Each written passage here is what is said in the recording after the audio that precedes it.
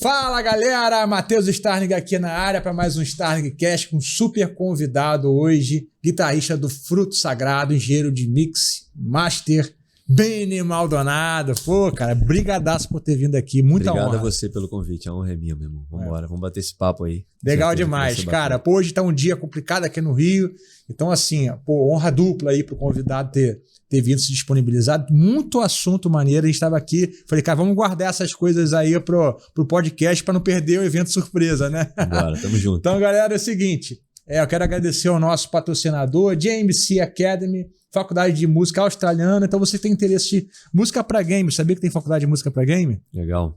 Música para game, engenharia de som, produção musical, performance em todos os instrumentos. Então, a JMC Academy é uma faculdade parceira nossa, que cabe no bolso do brasileiro. Então, você que tem interesse em se aprofundar na cultura, na língua e ter esse tempo, se formar em 2-3 anos numa faculdade, a JMC Academy é uma ótima escolha, tá bom? Aqui embaixo você tem a descrição e tem JMC Academy Brasil também no Instagram. Vamos começar não do início, começar com, cara, trazendo a arca, né? Estava conversando aqui, você estava falando dos solos que você fez trazendo a arca. Pô, eu não sabia.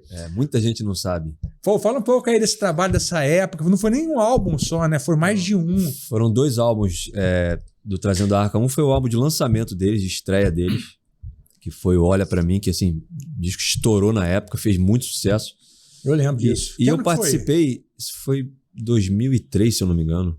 Se eu não me engano, foi 2003. Eu já vinha fazendo trabalhos com o Ronald Fonseca, que foi meu parceiro assim, de trabalho por muitos anos. Ele produzia muita gente, eu mixava quase tudo para ele. E eu gravava guitarra para ele também, em alguns projetos.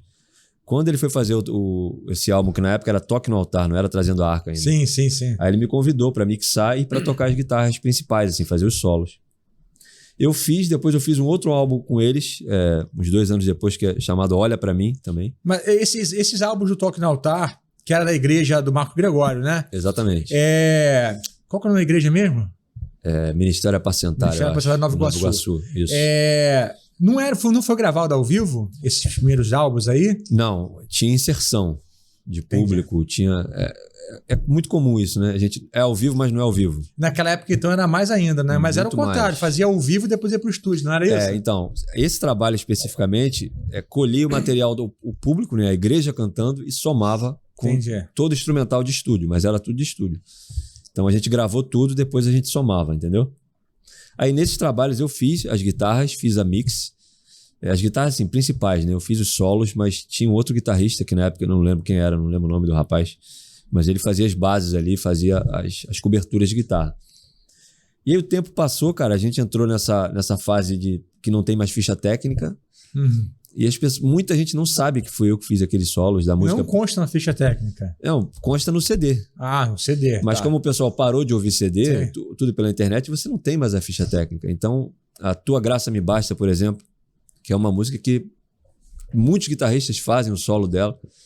É um solo que eu que fiz e as pessoas não sabem, sacou? Aí, agora estão sabendo, porque isso começou a vir à tona aí, começou a surgir essa informação. E aí tem muita gente me marcando agora no Instagram. Mas de onde surgiu esse movimento de agora que cara, sabendo? Eu não sei se... Acho que o Baqueta foi um dos caras que marcou, né? Começou a me marcar, a divulgar Davidson Baqueta, galera. Davidson Baqueta. Que fez ele foi um dos caras... intermediou aqui. Que tocou no Ministério Apacentário Nova Iguaçu. Exatamente. Então, ele foi um dos caras que me marcou. Ele fez o solo, fazia o solo e me marcava, dizia, esse solo é do Benny Maldonado.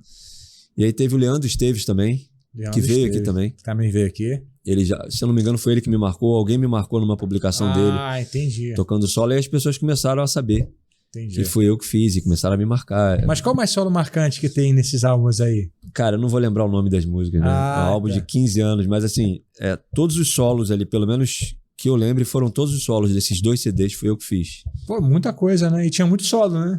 Tinha bastante, cara. Assim, deve ter uns 4 em cada CD, imagino que seja alguma coisa assim. Entendi. Porque também eu lembro que você falou que foi 2003, 2004, eu lembro bem dessa época, eles lançaram um DVD ao vivo, né? Que inclusive o Baqueta tá nesse DVD.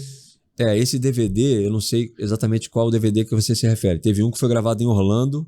Não sei se foi esse. Que acho que foi depois. Esses trabalhos que eu fiz foram 2 CDs mesmo. Eu acho que não teve DVD, pelo menos eu não lembro disso. E foi um em 2003, que foi o Toque no Altar, e o Olha Pra Mim, se eu não me engano, foi 2006. Toque no Altar foi o primeiro, né? Foi o primeiro, foi o que explodiu, assim, eu cheguei a tocar no lançamento. Assim, cara, a casa lotada, tinha não sei quantas mil pessoas do lado de fora, foi uma loucura. Não, Toque no Altar, foi uma febre. Foi uma febre mesmo, por uns 7 ou 8 anos, né? Foi muito sucesso, cara. Aí depois, quando rompeu, teve trazendo a Arca ali, você não chegou a ter nenhum vínculo. Então, aí em 2012, se eu não me engano, eu fui convidado novamente, mas aí eu já não toquei guitarra. Eu fui convidado só para gravar um álbum que eu nem mixei nada. Eu só fiz a gravação, a captação das guitarras do Isaac Ramos. Sim, Isaac Ramos. E isso foi 2012, acho que é Casa dos Profetas, alguma coisa assim. Eu participei da parte técnica ali, mas já foi uma participação bem menor. Então, entendi. Esses 2 álbuns lá de trás foi o que eu tive uma participação bem ativa, assim, mix.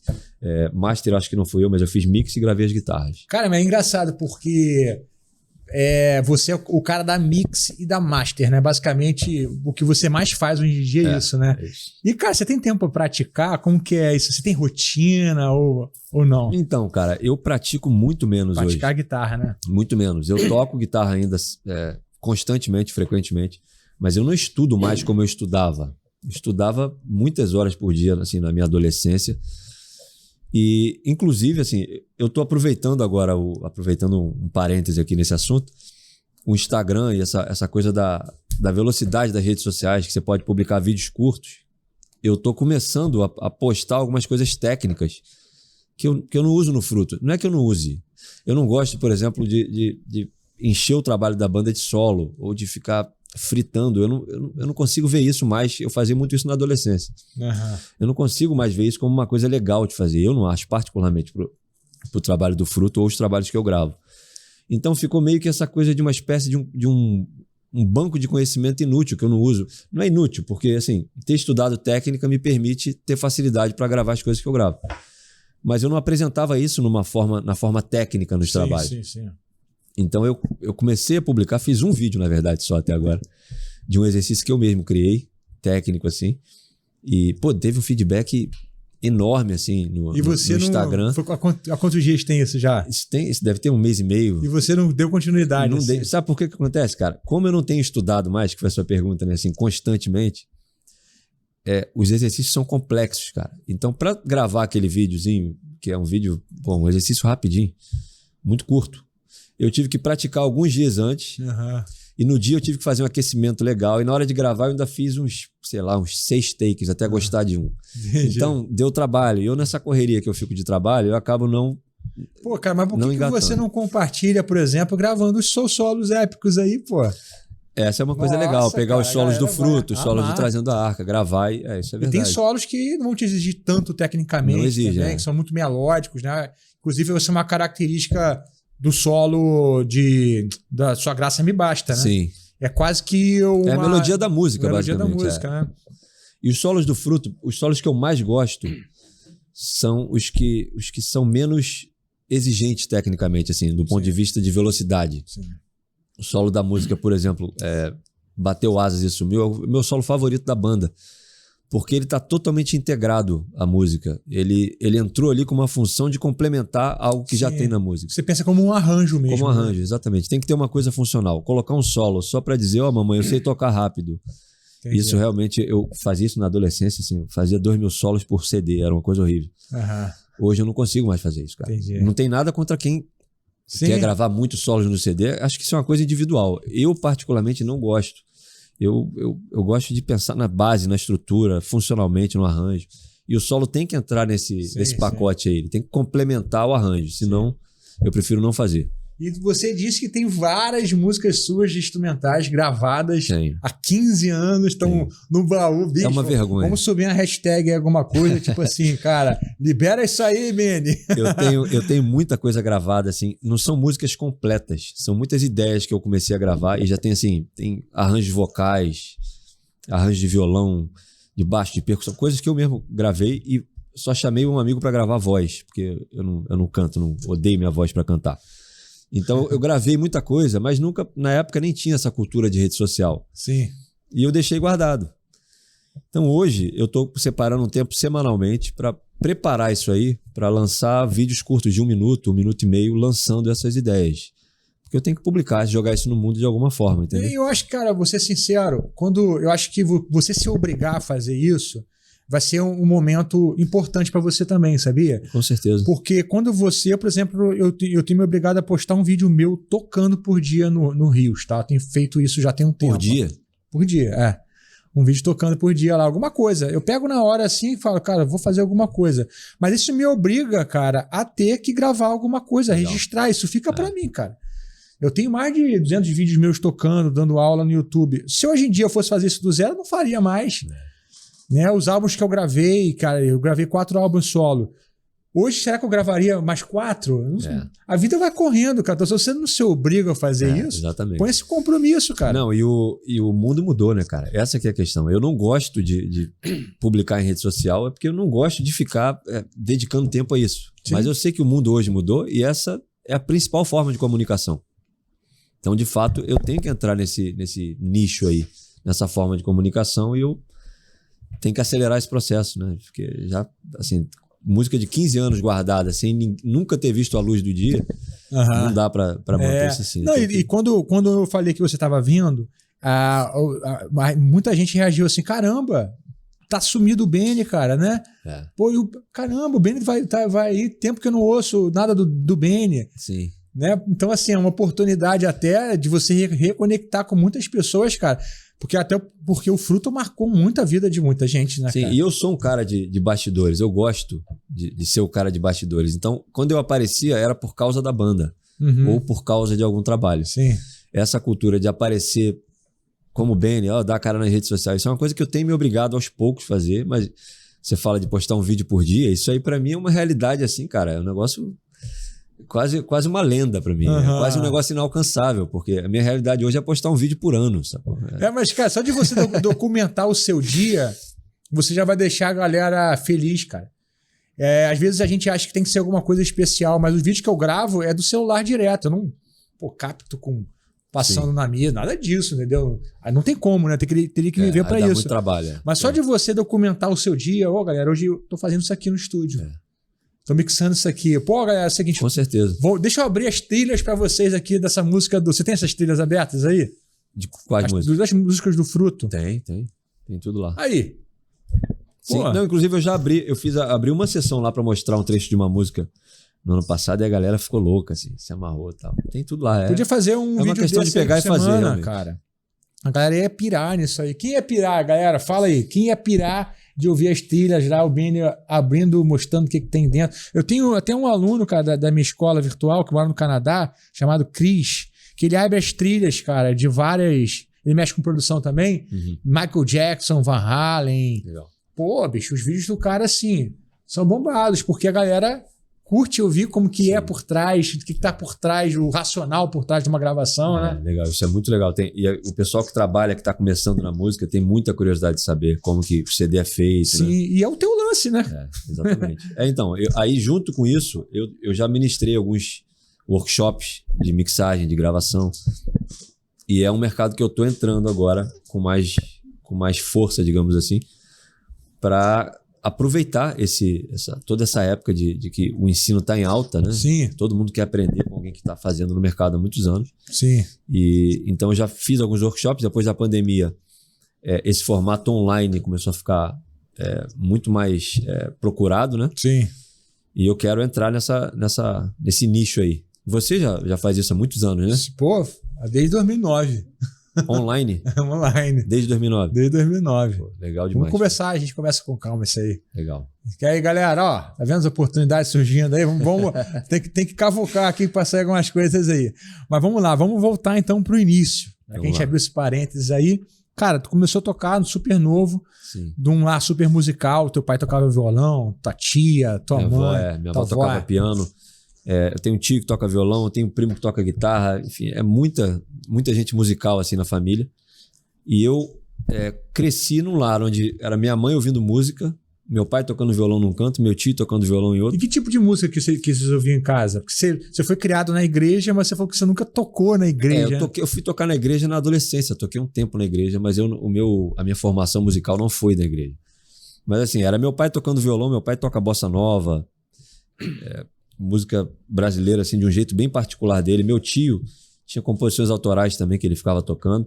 Minha mãe ouvia Amy Grant, muitas outras cantoras e artistas assim que ela gostava. E minha avó ficava tocando Beethoven e música clássica no piano. Então era uma diversidade de informação assim. Pô, mas então você era da igreja, mas não tinha aquele preconceito na tua casa, só pode ouvir música da igreja. Não, nunca teve isso na minha casa. Nunca teve. Nunca teve.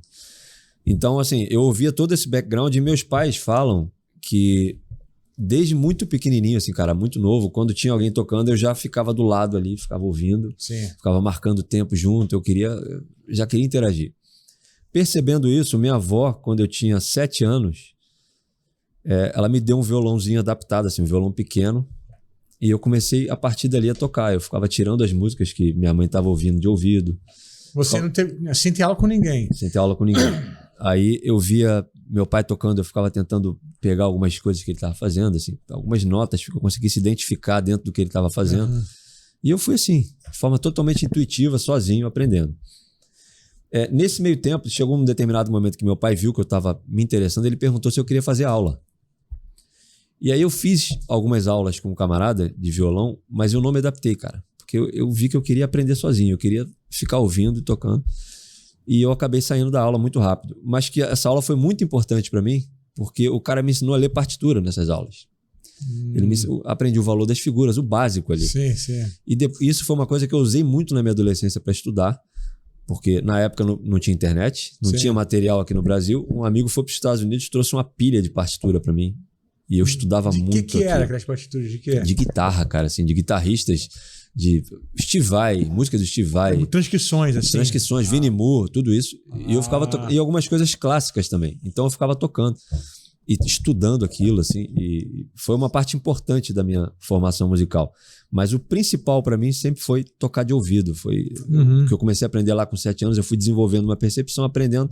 E comecei a conseguir tirar solos complexos de ouvido. Eu fui aprendendo assim, cara. Foi basicamente a minha formação. Então você não teve realmente aula, nem estudo formal, assim? Não. O estudo formal que eu tive foi com meu pai de harmonia. Meu pai me deu uma aula de harmonia. Ele dava um curso de harmonia com vários alunos. Ah, ele dava aula mesmo, assim? De harmonia. E aí eu fiz esse curso com ele, não fiz inteiro com ele. Eu fiz até a metade, depois eu estudei sozinho o restante. E ele usava que metodologia, assim? Ele estudou com Sérgio Benevenuto. Ah, então usava a metodologia da Berkeley, né? Exatamente. Entendi. Aí ele dava aula a partir desse método, entendeu? Ah, isso aqui é harmonia funcional mesmo. Harmonia funcional, né? Isso aí. Então, cara, você aí na guitarra, já vamos emendar a guitarra então, cara. Aí você falou que você conheceu um amigo teu argentino, né? Sim. Vocês começaram com um pouco mais coisa, já começaram a tocar música instrumental. Bem novo ainda eu conheci esse camarada, ele veio da Argentina morar aqui no Brasil e a gente se identificou muito. Perdeu o contato com ele? Cara, ele voltou pra Argentina, eu nunca mais falei com ele. Deve ter uns 10 anos que a gente nos fala. E aí a gente começou a compor alguma coisa junto e tinha um espaço cultural do S8, dessa igreja S8, da qual eu fazia parte na época, meu pai era de lá. E tinha um espaço cultural que eles faziam, que era um espaço muito legal, que apesar de ser um espaço de uma igreja, qualquer pessoa de qualquer credo podia entrar lá e tocar. Uhum. Era um espaço cultural para abrir para geral mesmo, assim. Quem quisesse tocar, vai lá e toca. E a gente começou a tocar nossas músicas lá, cara. A gente se apresentou lá algumas vezes.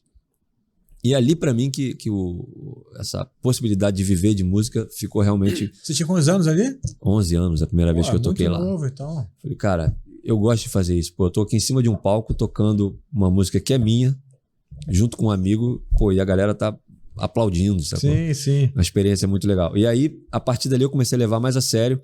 E eu já tava começando a ficar em estúdio para aprender. Já queria gravar minhas próprias coisas. Mas estúdio de quem, assim? Do meu pai. Meu pai tinha um estúdio lá. Entendi. Então, assim, eu tinha tudo à disposição ali. Eu só tive realmente que ter a vontade de me dedicar e aprender. E seu pai tinha uma outra profissão? Meu pai, ele já foi... como é que é o nome daquele trabalho que ele fazia, cara? Ele fazia plantas para a prefeitura, para legalização de terreno. Sim, ele começou com isso. Depois ele foi pro lado da música, começou a trabalhar em estúdio e seguiu esse caminho. Então ele trabalhou profissionalmente com música mesmo. Trabalhou, foi produtor musical muitos anos, muito conhecido no meio gospel. Gravou muitos CDs com a... Qual o nome dele? Hernani Maldonado. Aí ele trabalhou, fez muitos CDs com o grupo S8, que era o grupo da igreja, e depois trabalhou com muitos artistas aí do meio gospel da época, ele trabalhou com todo mundo. Entendi. Então, assim, o meu pai, ele me deixava ficar no estúdio, eu com 12 anos de idade, eu ficava no estúdio sozinho, experimentando. Ele foi muito aberto, assim, ele deixava essa porta aberta para eu experimentar, ele viu o que eu queria. Então você também começou a mexer com equipamento, tecnologia também muito cedo, né? Muito cedo, eu queria experimentar, fiz muita besteira, apaguei trabalho de cliente do meu pai. Nossa! Mas ele deixou, cara, e foi muito importante para mim aquilo ali, a descoberta intuitiva ali de como gravar as coisas, foi bem legal. Então ali, nessa fase do início da adolescência ali, foi onde eu decidi realmente que eu queria ser músico, assim. Porque eu tive a oportunidade de gravar uma guitarra. Sim. Você nunca chegou a fazer, tipo, vou na época do vestibular, tô em dúvida se eu faço uma faculdade? Não, nunca teve. Eu terminei o 2º grau já por obrigação. Por obrigação. Eu não queria nada com isso. E assim foi. Até que, na minha adolescência, no meio desse contexto todo, eu comecei a tocar numa banda, junto com um amigo meu, uma banda experimental, assim. E o pessoal do Fruto, a gente gravou uma demo e o pessoal do Fruto ouviu essa fita cassete na época. E aí os caras falaram, quem é esse guitarrista?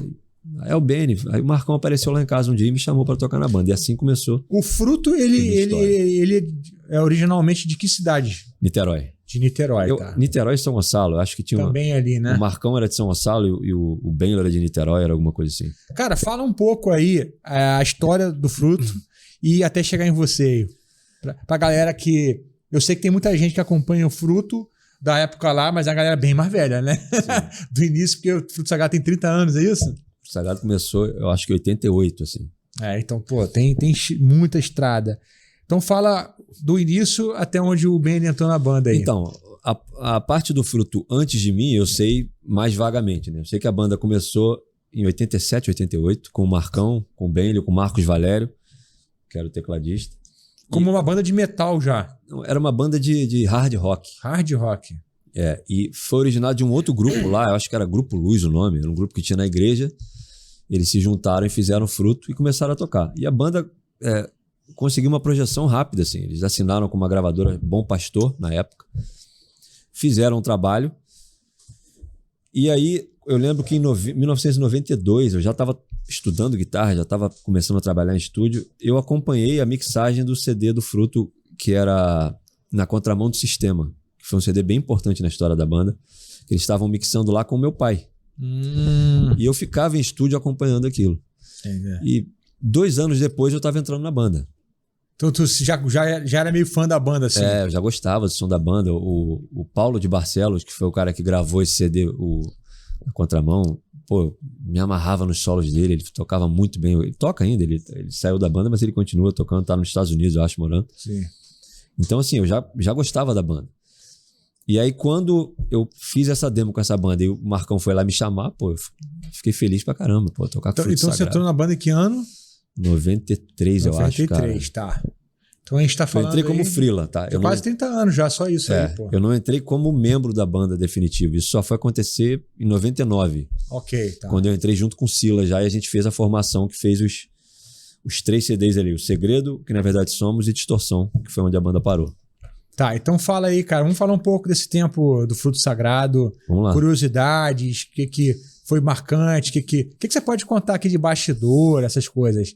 E depois a gente também poder falar um pouco do som, as inovações que vocês fizeram e tudo mais. Sim. Então, quando eu entrei na banda, a gente, lá atrás ainda, como freela, né? A gente fez bastante show, assim, mas a banda era uma outra época, assim, né, cara? Era a época de Marcha para Jesus, era aqueles shows enormes, a gente tocava em São Paulo, um show furado atrás do outro, assim, cara, shows enormes com a estrutura ruim. Sim. Você tinha 10 segundos para entrar no palco e começar a tocar. Vocês faziam muito esse tipo de coisa. Era ruim, cara. Assim. Mas era sempre evento gospel. Sempre evento gospel, e a estrutura de show da época, cara, era outra realidade. Era outra realidade em todos os sentidos. Na época, rock ainda era considerado coisa do diabo. Tu pegou isso então bem forte. Peguei, já me perguntaram pessoalmente. O Fruto tem pacto com o diabo, não tem? Perguntaram isso pra mim. O que você falou? Eu falei, claro que tem, vou responder como com uma pergunta dessa. Não, o cara te perguntou isso mesmo, sério? Perguntou na minha cara. Eu falei, claro que tem pacto com o diabo. Não vou negar. Mas ele perguntou não vou isso. responder uma pergunta dessa levando a sério. O cara perguntou sério, tipo assim, curioso, ou foi aquela pergunta pra provocar? Não, acho que foi um pouco de cada, assim. Ele tava com essa cultura na cabeça de rock do diabo. E ele já veio naquela de dar uma... Aí, não foi uma conversa muito boa, assim, que eu tive com o cara. Nem chegou a ser uma conversa, mas tinha essa cultura na época, cara, Sim. entendeu? A galera, assim, não aceitava. Tinha um pessoal que... Pô, cara, isso aí não pode ouvir, isso aí atrai demônio, sabe? Essas coisas assim. Sim. Ainda tinha isso. Eu nunca peguei isso na minha... Eu sou convertido aí tem uns 17 anos, mas eu vim da comunidade Zona Sul... Uhum. Nunca peguei isso, mas eu ouço muita gente falando dessa época. Sim. Você pegou isso no auge, né? E as estruturas dos eventos, cara, assim, eram muito ruins. Hoje, você vai fazer um evento numa igreja, cara.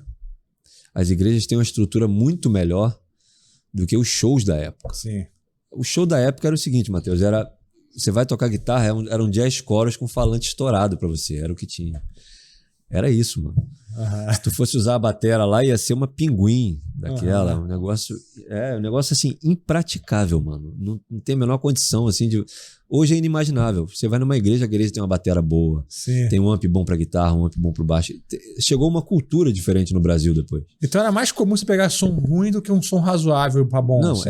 não é que fosse mais comum, era só o que tinha. Não tinha estrutura razoável. A gente foi pegar uma estrutura legal, assim, mas na fase final da banda ali, já depois do ano 2000. Lá atrás era só roubada. Só. É o que o Marcão chama de furada gospel. Era só isso, mano. Mas vocês levavam de boa ou vocês ficavam chateados? Não, a gente levava de boa, cara, assim, porque não tinha opção, né? A gente não tinha nem... Vai fazer show com a banda, é isso aí, entendeu? Era muita furada. Tinha, de vez em quando, um evento que era melhorzinho, mas no geral o som era muito complicado, assim, era muito ruim. E como que era a agenda de show da banda, cara? Era busy ou era mais solta? Assim? Não, o Fruto nunca teve uma agenda muito frenética, não. Teve época, assim, que a gente fez bastante show, mas nunca foi muito frenética. Nunca foi aquela coisa, assim, louca, entendeu? Tipo, você diz que uma agenda média de vocês era 5 a 8 shows por mês, é isso? A gente quando muito, a gente chegou a isso aí, 8. Muito, muito raro. A gente fazia bem menos, assim. Mesmo na época, tanto na época lá de Freela como depois, o normal era a gente fazer 4 shows. No mês. Entendi. E por que isso? Cara, eu não sei exatamente te dizer por quê, mas assim, eu gostava. Porque eu nunca gostei muito de estrada, assim. Nunca foi muito a minha. Eu gostava que eu não queria ter uma agenda de show que eu fosse passar o tempo inteiro fora de casa. E a galera também pensava um pouco assim? Acho que ninguém na banda gostava muito de estrada também. E tem a coisa da demanda também. O Fruto nunca foi uma banda, tipo assim, ultra popular, entendeu? Nichada, né? Nichada. Tem um público, com os anos a gente foi desenvolvendo um público, criando um público muito fiel, cara. A galera é muito fiel. O pessoal que segue o Fruto Canta todas as músicas. Cara, o pessoal sabe tudo. E o DVD que a gente gravou agora no final do ano passado, que era um espaço, assim, para 600 pessoas. Cara, foi gente de tudo quanto é lugar, mano. A gente viajou 4.000 quilômetros pra estar lá. Entendi. É como se fosse, assim, uma reunião de fãs número 1 da banda, sacou? Sim. É porque, cara, tem uma nostalgia braba, né? Tem muita música que marcou muita gente.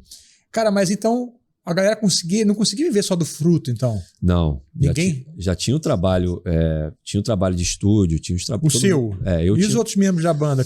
Já não eram músicos profissionais? O Silas era músico profissional, tocava com outras pessoas. O Marcão era dentista. O Marcão trabalhava como dentista. Que isso, não sabia. O Benlio, na época, que era da banda ainda, Benlio era arquiteto. Todo mundo tinha seus trabalhos paralelos, entendeu? Entendi. E quando a banda estava tomando, assim, entrando numa fase realmente mais profissional, digamos assim, da gente ter a chance de viver mais intensamente da banda, foi quando a banda parou. Depois do lançamento do Distorção. Ali a gente estava numa fase que as estruturas dos shows estavam melhores. A banda estava entrando num crescente ali e a banda parou, sacou? Foi quanto tempo depois de lançar o CD? 1 ano depois. Mas vocês chegaram a tocar o Distorção, né? Chegou a tocar, a gente fez 1 ano aí de show do Distorção. Teve algum motivo específico assim? Não, o Marcão decidiu parar. E aí a banda... Qual a idade que o Marcão tinha na época? Essa época já tava mais coroa, assim? Cara, esse foi há 15 anos. O Marcão hoje acho que tá com 55, se eu não me engano. Ele tinha 40. 40 anos, mesmo. Foi por aí, De repente tá cansado já, quer curtir mais a família. Tem muito isso. A estrada, cara... A estrada é cruel. A estrada é cruel. É cruel. Quanto mais... Vocês pegaram o tempo muito ruim da estrada, né? Exatamente. Vai de busão, viaja um dia e meio... Pô. Na fase final, quando a gente tava começando a entrar num momento melhor, assim... ficou fácil demais. Assim não tem graça. Assim não tem graça. Então vamos lá, cara. Quando você entrou, qual foi o primeiro álbum que você gravou? Então, quando eu entrei como freela ainda, a gente gravou um álbum que foi o que a gente fala muito mais do que só falar. É um álbum de 1995, se eu não me engano. Que era com qual gravadora? Era Gospel Records. Gospel Records. Eu não lembro se é gravadora, não. É um álbum que eu não gosto, assim. Não gosto é pouco, assim. Eu não gosto nada daquele álbum, eu não gosto do som, eu não gosto dos arranjos, eu não gosto de nada. O que eu acho legal ali, tem bons embriões ali de música. Mas eu não gosto do caminho que a gente tomou e eu detesto o som do CD.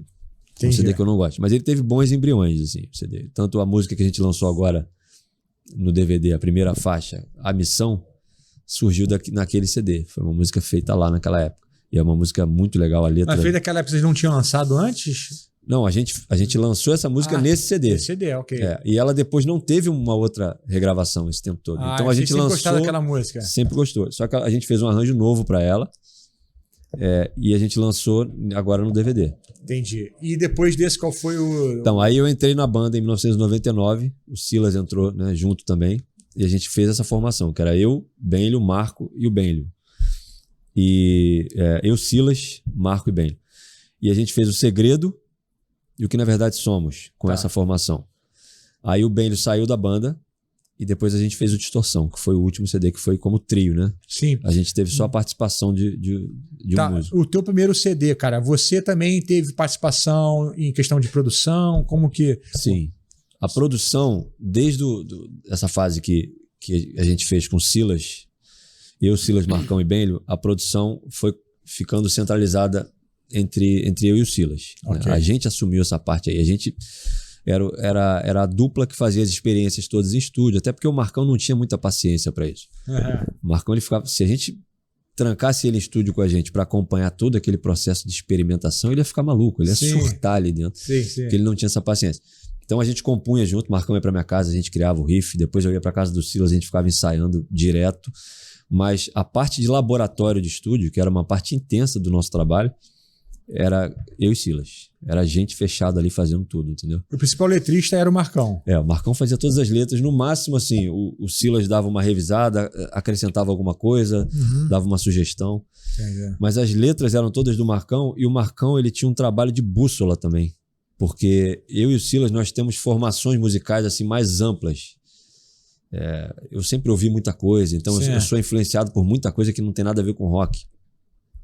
Então, quando a música estava começando a desvirtuar para um lado, assim, que saía muito da cara do rock, assim, o alarme do Marcão tocava. Ele falou, isso aí tá estranho. Então, ele era meio que uma bússola pra gente nesse sentido. Então, a banda tinha um complemento legal, assim, dos talentos individuais. Sim, porque vocês também foram meio que contemporâneos ali à Oficina G3, né, cara? Sim, Oficina G3, Resgate. Cates Barneia também. Eram as bandas que estavam em evidência. Assim, e vocês se cruzavam também na estrada, porque era mesmo nicho, né? Principalmente com a Oficina G3, a gente fez muitos eventos juntos com os caras, assim. De vez em quando encontrava com Resgate também. Cates Barneia é bem mais raro, mas já aconteceu também. Entendi. O Cates Barneia era mais quando a gente estava naquela gravadora na Gospel lá, que era junto com eles, aí a gente tocava em evento comum. Mas o G3 foi a banda que a gente mais encontrou na estrada, assim, teve mais contato. Que é o G3 de São Paulo, né? São Paulo. Então vamos lá. Então você contribuía para a produção, basicamente você e o Silas. E, cara, fala um pouco desse processo aí de produção, como que era. Então, lá no Segredo, quando a gente chegou nessa formação, a gente já começou, eu e o Silas, a gente tem muita afinidade em estúdio, a gente começou a experimentar, por exemplo, gravação de batera, gravação de guitarra, vamos fazer experiência, coloca o microfone aqui, testa outro microfone ali. A gente começou a fazer esse processo de experimentação. A galera falou que você já botou corda de baixo na guitarra? Essa guitarra, a guitarra que eu gravei, o Distorção, e ela tá até hoje comigo, ela é uma Epiphone Les Paul. Ela tá sempre com 0,13 e 0,14. Porque ela tá sempre afinada muito abaixo para fazer os riffs. Eu tenho que usar um calibre... Muito abaixo o quê? 1,5? 2 ou 3. Que isso, então fica super frouxa a corda, né? Então eu tenho que usar um calibre muito grosso para isso não acontecer. Então, entendi. No fruto, normalmente eu toco com ela 2 tons abaixo. Então eu uso 0,13, que já dá para segurar a onda. Para algumas coisas eu coloco mais pesado ainda, 0,14, afino ela em si bemol ou lá. Entendi. Mas aí é para coisas mais específicas. Aí tem que usar... Eu já usei lá de baixo. Porque como eu ia afinar ali em lá, a tensão mais próxima que tinha era uma própria lá de baixo. Então não tinha nada mais... E tá assim até hoje essa guitarra? Hoje ela tá com 0,13 mesmo. Que é um encordoamento completo 0,13. Sim. Numa época, como não era fácil achar um encordoamento 0,13, não era qualquer loja que se achava. Aí pegava o encordamento 0,10, tirava a mizinha, entendi. Passava a si pro lugar da minha, sol pro lugar da si, e o que faltava em cima eu colocava uma head baixa. Isso foi a ideia de um luthier lá de Niterói, chamado Marcos Elroy. Eu nem sei se ele tá nativo ainda, esse cara. Essa ideia foi dele. E eu fiquei usando isso por um tempo, cara. Eu comprava o 0,10, descartava a mizinha, porque a si era 0,13. A si do encordamento 0,10 é 0,13. Então ficava o encordamento 0,13 com uma head baixa em cima. Então funcionava bem. Tinha que adaptar ali o nut ali, né? Pra entrar. Não, pior que cabia, cara. Assim. Coube lá. Pra eu colocar a lá de baixo, né, quando eu coloquei o 0,14 com a lá de baixo, aí o luthier teve que fazer uma adaptação lá que não cabia. Assim. E, cara, vocês gravaram essas afinações 2 tons e meio ou 3 tons abaixo, já em qual álbum? Não, o fruto eu nunca gravei com 2 tons, 3 tons abaixo. Eu usei essa afinação para gravar outras coisas. O fruto máximo foram 2 tons abaixo. No CD de distorção. Entendi. Então era ou 1 tom abaixo ou 2 tons abaixo que eu usava ali. Aí era sempre com 0,13. E aí, falando da questão lá das experimentações, a gente começou um processo lá no Segredo de experimentar diversas microfonações. E aí eu mixava o trabalho junto com o Silas, né? O Silas estava sempre junto comigo, assim, a gente era a dupla realmente para fazer os trabalhos. E a gente foi chegando a conclusões. Se você pegar assim, o Segredo, que na verdade somos o Distorção, você vê uma evolução em termos sonoros, assim, de timbre dos instrumentos, de conceito, de estética sonora, de foco musical.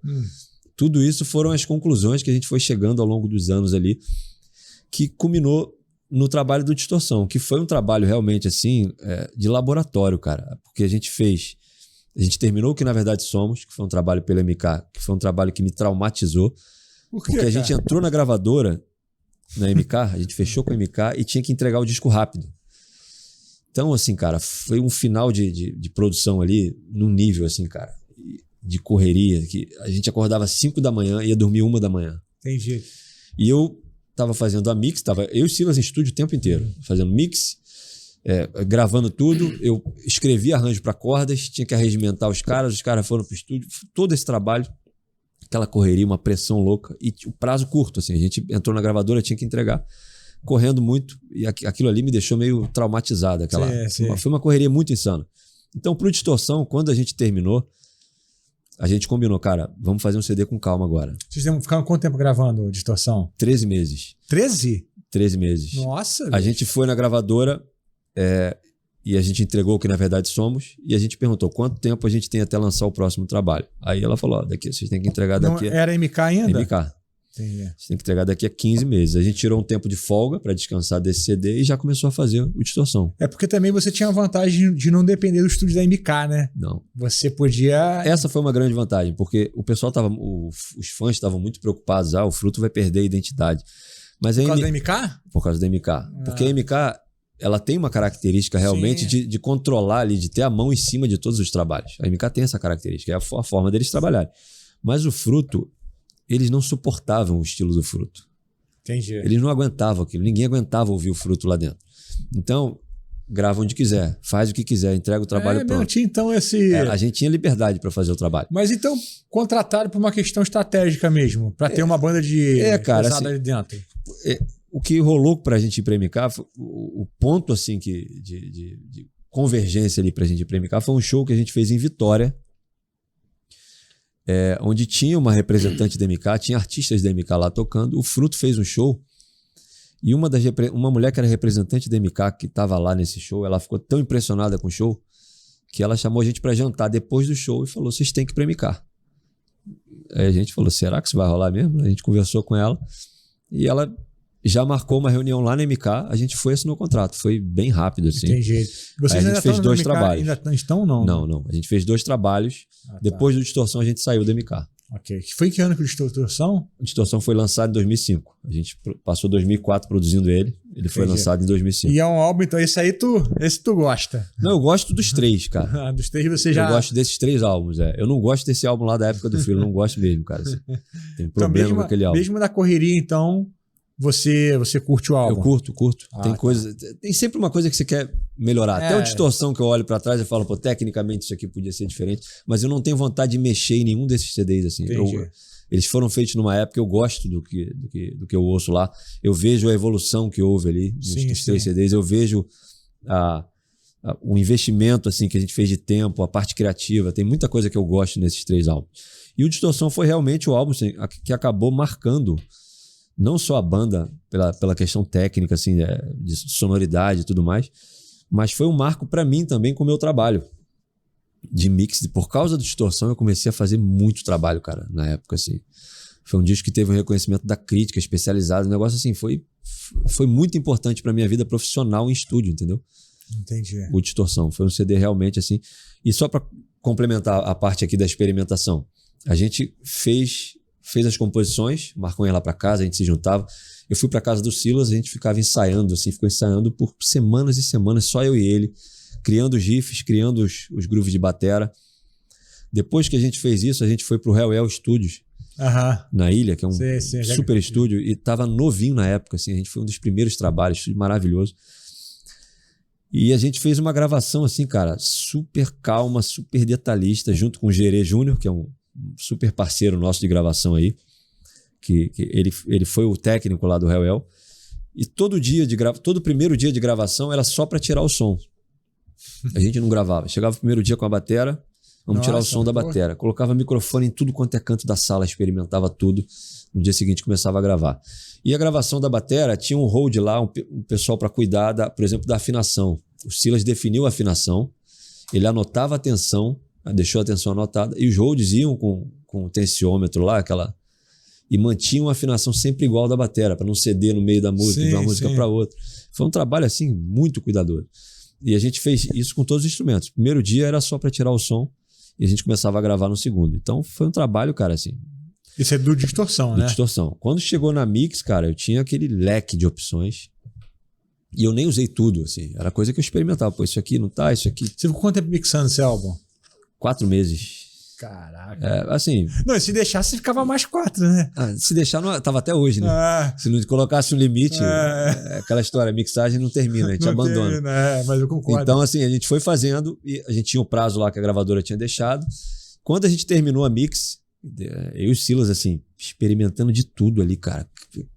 Milhões de versões. Mas qual que o Silas contribuía mais com o quê, assim? Com a parte de visão, principalmente na questão da batera, ele tem uma visão muito definida, assim, ele saca muito de som de batera e ele tem uma visão muito clara do que ele quer. Mas ele só toca um instrumento? Ele toca a batera. Só a batera? A batera. Tá. Teclado... Não, esse é o Silas.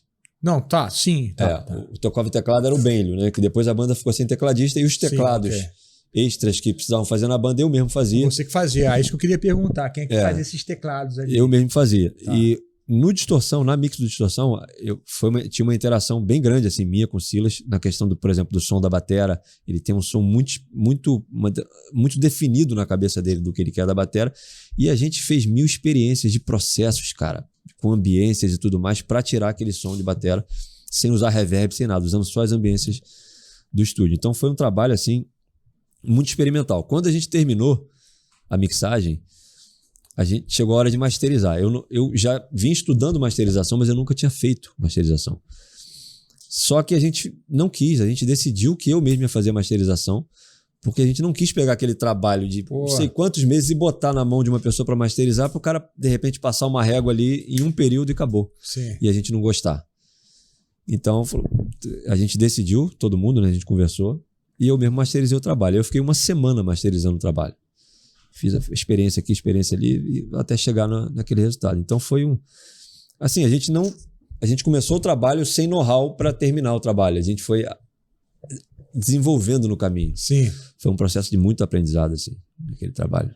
E, cara, que você usou nessa época para masterizar? Não tinha nada... Porque hoje em dia o pessoal até põe na máquina para masterizar, né? Tem e esses serviços têm o seu espaço, assim. Gente que trabalha, por exemplo, com podcast mesmo. Muita gente usa masterização de áudio, música para colocar em programas de podcast, outras coisas. As pessoas usam esses serviços para isso. Que é rápido. Eu produzi uma banda gospel, a primeira igreja batista de Cabo Frio, e a gente masterizou assim, cara. Então, funciona. No Vison aqui. A questão toda desses serviços é que você não é uma coisa controlada, não é uma masterização detalhada, onde ele vai especificamente no que você precisa. É uma embalada que dá, e às vezes funciona. Sim, mas você fica numa espécie de loteria ali. Seu trabalho pode estar precisando de um pequeno ajuste que vai fazer uma diferença enorme. Não vai rolar lá, cara. Sim, mas a gente estava falando que eu estava ouvindo ontem, fiquei ouvindo ontem o dia inteiro por Fruto Sagrado. Eu estava falando do Distorção, que o álbum ele é bem comprimido, né? Comprimido, Aí você falou que isso foi uma questão estética mesmo de escolha de vocês. Era uma questão estética da época. Se você ouvir os CDs da época, por exemplo, Nickelback, que foi um CD que a gente ouviu muito na época. Era referência para vocês ali. O Limp Bizkit, Linkin Park, que eram as bandas que estavam muito em alta na época.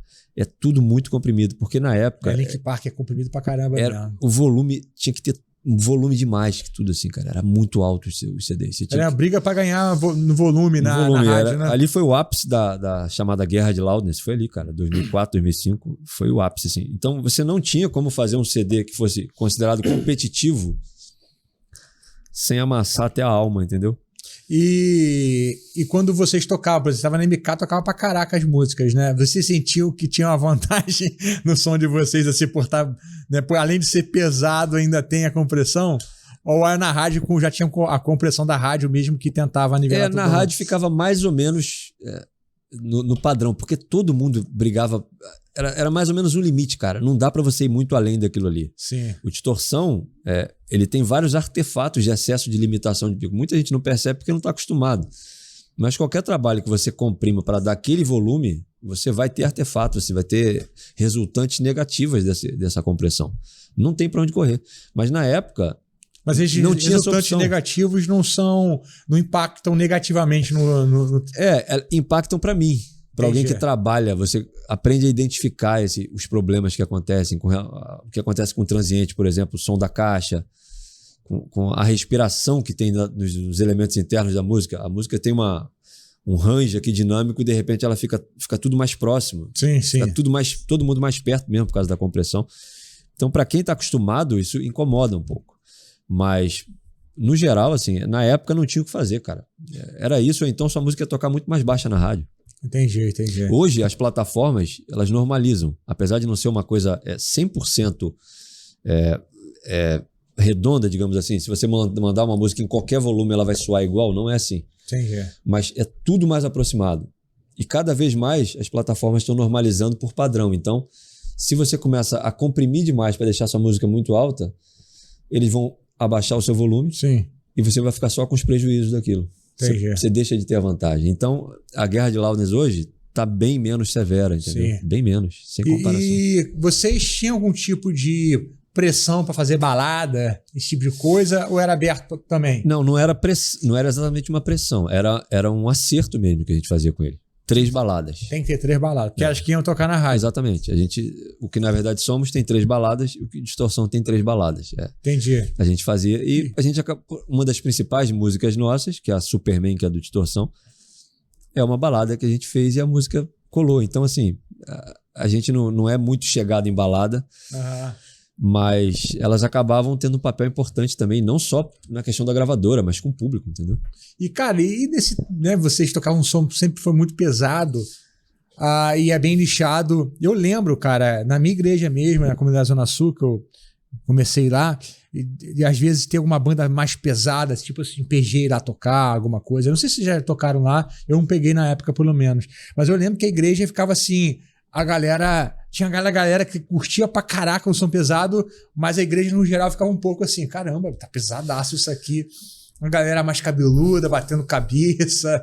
Vocês sentiam então, isso de vez em quando? O Fruto não tocava igreja, cara. Nessa época pesadona, não tocava. Não tinha nem espaço pro que a gente tocava dentro da igreja. Pô, mas quando vocês começaram a entrar na MK, a MK tem também a agenda de igreja, não tem? A gente não tocava igreja nessa época. A gente veio tocar a igreja só nessa última formação da banda, que foi uma formação mais leve. Na época do Marcão, que foi a época do peso, o Fruto não entrava em igreja, cara. Assim. Eu não lembro de nenhum evento. Entendi. Posso estar esquecendo, assim, mas se foi esporádico. Foi uma exceção absoluta, entendeu? Entendi. E, cara, vamos lá. Vamos fechar o assunto Fruto Sagrado aí. Pra gente falar de coisas técnicas, de mix, de instrumento. A gente gosta de falar disso, óbvio, né? Legal. Vamos lá. Como que tá o Fruto hoje? O que vocês estão fazendo? Fala da parada, né? Porque o Distorção parou em 2005, né? Parou em 2005 e a gente encerrou as atividades em 2006, na verdade, né? Quando o Marcão saiu. Depois a gente teve uma outra formação com outro cantor, que foi o Vanjo, mas a gente não conseguiu Fala um pouco disso. Fazer o trabalho para frente. Pois é. Porque você estava falando um pouco que a galera estava muito acostumada. Isso é normal, né, cara? E o grande problema ali foi o seguinte, cara. A gente no Fruto, a gente sempre teve a seguinte mentalidade, assim. Uma pessoa para entrar na banda, ela tem que contribuir criativamente. Não é simplesmente um cara para cantar. Sacou? Não é um contratado, chega aqui, canta o que está pronto. Porque a gente vai ter que compor, vai ter que fazer um trabalho. E a gente não conseguiu, cara, imaginar uma pessoa para substituir o Marcão. E não só imaginar, a gente não conseguiu encontrar uma pessoa que substituísse o Marcão. Tanto na parte criativa, o Marcão fazia as letras, fazia a parte musical, as melodias. Ele tem uma parte fundamental no trabalho. Quanto para cantar, cara. Cantar aquilo que ele cantava não é fácil. Não é qualquer pessoa que consegue ter aquela extensão que ele tem. Então, a gente ficou nessa sinuca de bico, de não conseguir uma pessoa, e a gente escolheu uma pessoa, o Vanjo, que é um cara extremamente talentoso, um cara criativo, um cara que escreve bem, só que é um cara que tem outra característica. Sim. E a gente falou, cara, vamos fazer com o Fruto uma banda hoje diferente com o Vanjo. Porque não adianta chamar um genérico do Marcão, um cara que não vai contribuir criativamente, e mesmo se fosse só para cantar, a gente não conseguia encontrar esse cara. A gente chegou a receber umas demos assim, de uma galera que cantava bem, cara, mas os caras, por exemplo, eu lembro de um cara que tinha uma onda mais metal melódico, muito vibrato, coisas assim, coisas que não tem a ver com Fruto, cara, não rolariam, entendeu? Então a gente apostou assim, em fazer a banda mudar realmente de rumo, mas mantendo aquela característica de ter um cara talentoso, um cara que sabe escrever, um cara que é musical, mas a banda ia ter outro rumo. Mas a gente não conseguiu emplacar esse. Mas chegaram a gravar, não, né? A gente gravou o que a gente chama de uma temporada, não foi um álbum. A gente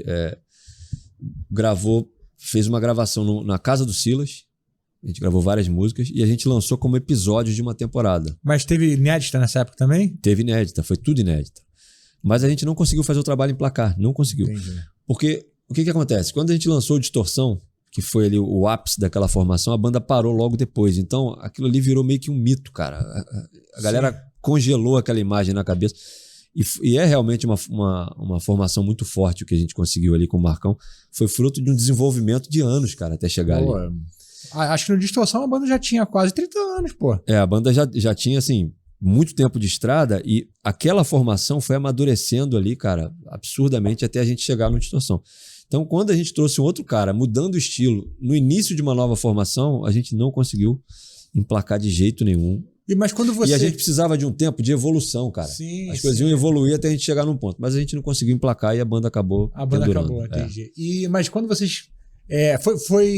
Foi surpresa quando o Marcão decidiu parar com a banda ou meio que já estava sentindo assim? Não, foi bem repentino, assim. Tinha alguns sinais já, mas a saída realmente foi repentina. Aí, assim, depois que ele anunciou a saída, ele ficou mais um tempo, fez mais alguns shows e depois a gente parou.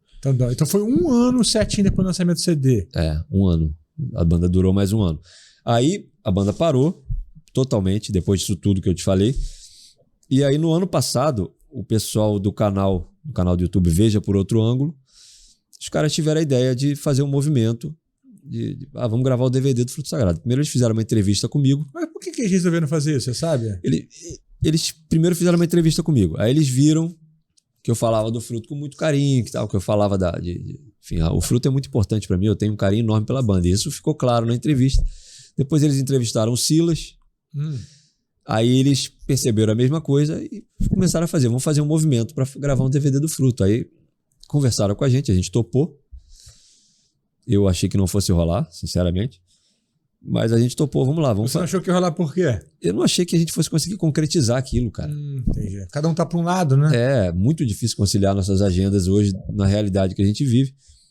Mas os caras abriram a vaquinha, fizeram todo o projeto, estruturaram tudo, eles pensaram em tudo, eles fizeram tudo.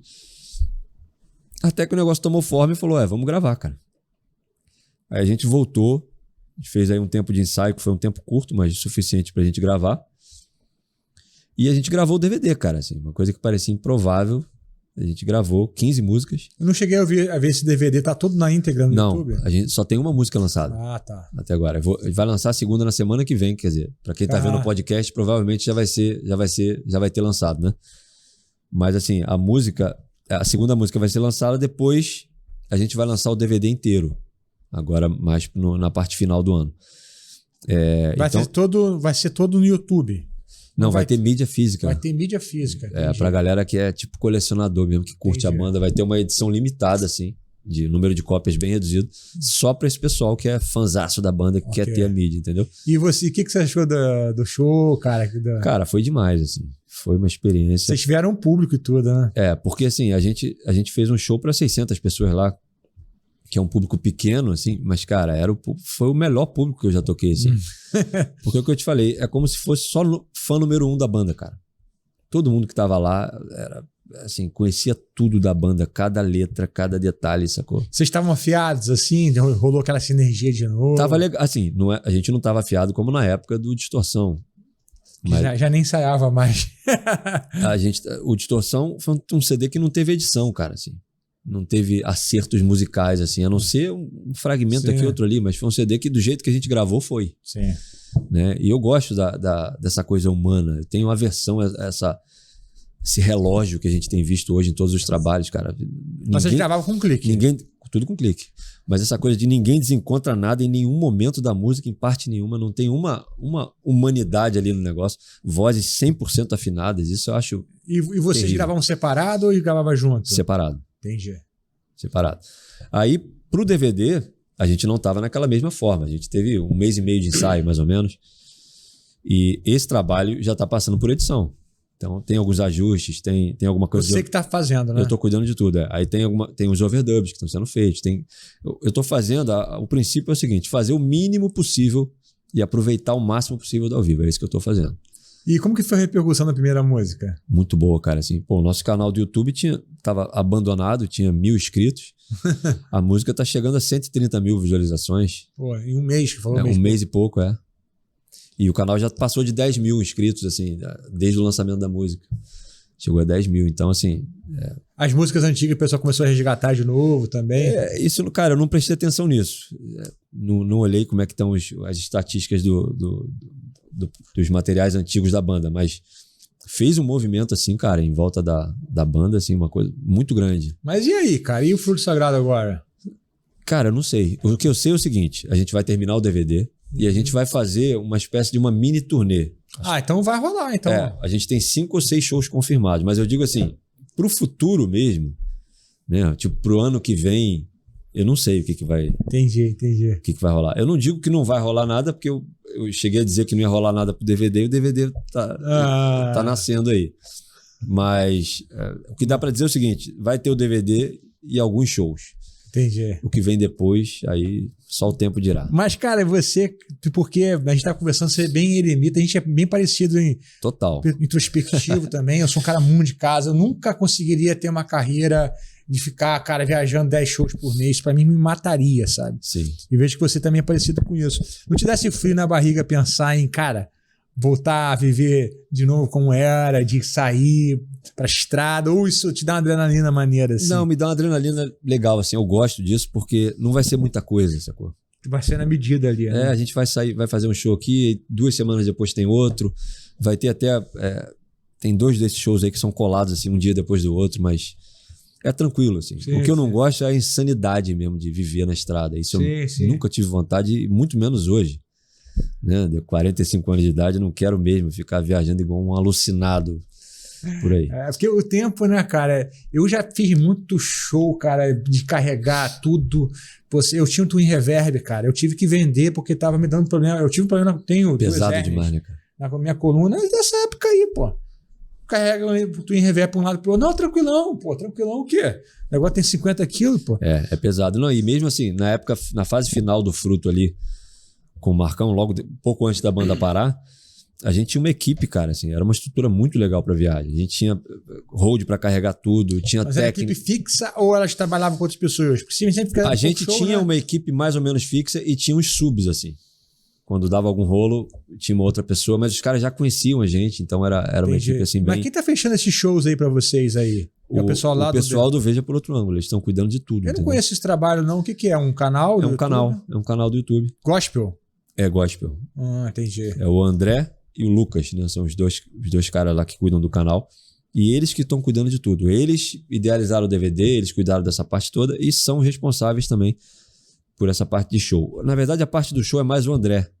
Ele tem inclusive uma empresa para cuidar disso. Então ele também já tem know-how nisso aí, Já tem know-how, Então ele é o responsável por essa parte dos shows. E aí vamos ver o que vai sair daí, né? Vambora. Fechamos o assunto Fruto Sagrado? Eu acho que sim. Não tem nenhuma curiosidade, uma coisa assim? Nunca teve arranca-rabo? Não, assim, teve membro que saiu da banda, tem as coisas internas, mas essas questões são internas. Né? Eu não gosto dessa coisa de vamos fazer uma treta aqui, falar. Não. Porque o público, eu digo isso porque o público, tem uma parte do público que gosta, as pessoas ficam mandando mensagem, perguntando, e como é que foi a saída de fulano? Por que aconteceu isso e aquilo? Cara, eu não entro nesses assuntos. Inclusive já criaram polêmicas, né, numa época em fóruns, falando... conjecturas assim, a respeito da saída do ex-integrante lá e começaram a querer polemizar e eu não respondo. Essa parte de treta na internet, cara, eu não entro em discussão nenhuma. Eu sou o cara que... O pessoal que me segue sabe, eu respondo. Sim. Quando é um assunto bacana, é música, eu respondo, cara, interajo. Sim. Se vier acontecer, se eu sentir uma malícia no cara, se eu sentir que o cara quer treta, é ignorar. Eu não bloqueio, não faço nada, eu ignoro, eu deixo o cara falando sozinho.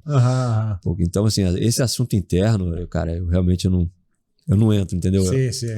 Porque eu sei que tem uma galera que gosta de alimentar isso e eu não acho bacana. Assim. Porque, cara, eu já tive banda também, né? E banda é tipo família, né, cara? Exatamente. E família sempre tem desentendimento, cara. Mas as bandas que duram, e o caso do Fruto Sagrado é esse, você aprende igual uma família, superar e conviver com as pessoas. Exatamente. Né? Tem diferença, tem problema, mas é isso aí, cara. E o que o pessoal o que o público tem direito tem acesso, é o resultado do trabalho. Sim. As questões internas, isso é questão privada da banda. Essa cultura de Big Brother que a gente tem hoje, que todo mundo acha que tem que saber dos detalhes da vida pessoal, isso é uma cara, qual conselho que você daria para quem quer montar, ter uma banda? Porque passou, né, aquele momento áureo das bandas no Brasil, em qualquer meio, né, cara? Mas a gente não tem visto mais tanto uma rapaziada que quer começar banda. Porém, existe uma rapaziada que quer enveredar para esse caminho aí. O que você daria de conselho aí? Cara, banda, primeira coisa, assim, você tem que ter uma galera que tenha afinidade, que esteja disposto a conviver. Senão, meu irmão, vai ser um inferno. Ninguém vai aguentar conviver e a banda não vai passar do primeiro ano. Tem que ter afinidade, além da afinidade musical.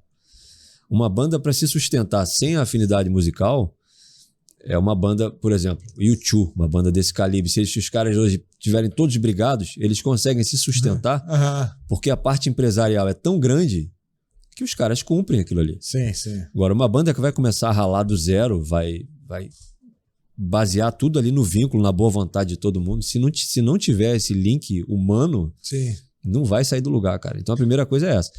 E ter afinidade musical, claro, né? Tem que ter muita perseverança, assim. Você tem que estar disposto a carregar muita pedra. É um processo, assim, muito, muito cruel. Mas para quem gosta, é muito prazeroso também, cara. Aquela coisa de você construir um projeto com todas as dificuldades, você vai arrumando uma forma criativa, alternativa de superar as limitações. Não tem grana, vamos gravar num quarto.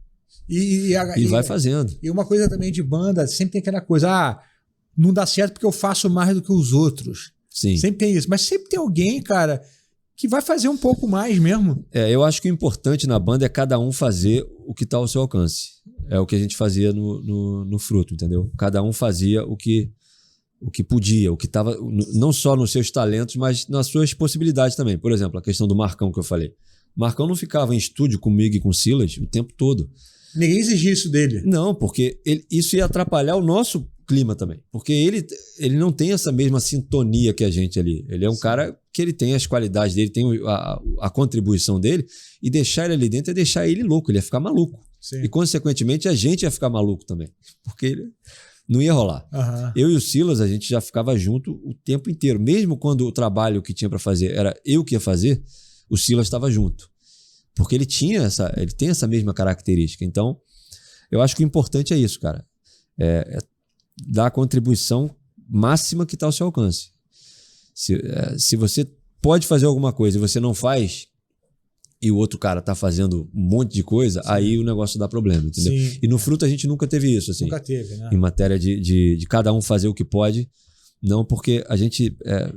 até aquela parte ali aquela fase do distorção ali, a gente tinha os papéis, assim, os talentos de cada um. Pô, o meu talento vai até aqui, o seu vai até aqui, suas possibilidades vão até aqui. A gente fazia uma interseção disso aí e trabalhava. Entendeu? Também vocês já estavam mais maduros ali, até mesmo de idade, né? O pessoal já com família, com filho, né? Com certeza. Isso também... Tem muita coisa que com o tempo você vai relevando, né, cara? Vai. Não, e você aprende também a estruturar o trabalho de uma forma a não ficar tão emocional, digamos assim. Quando você é adolescente, tudo é pela emoção. Você tá empolgado num dia, outro dia você não tá e não rola. Entendeu? Mais velho, você já encara aquilo ali como um empreendimento mesmo, como uma coisa profissional. Eu acho isso legal que você falou.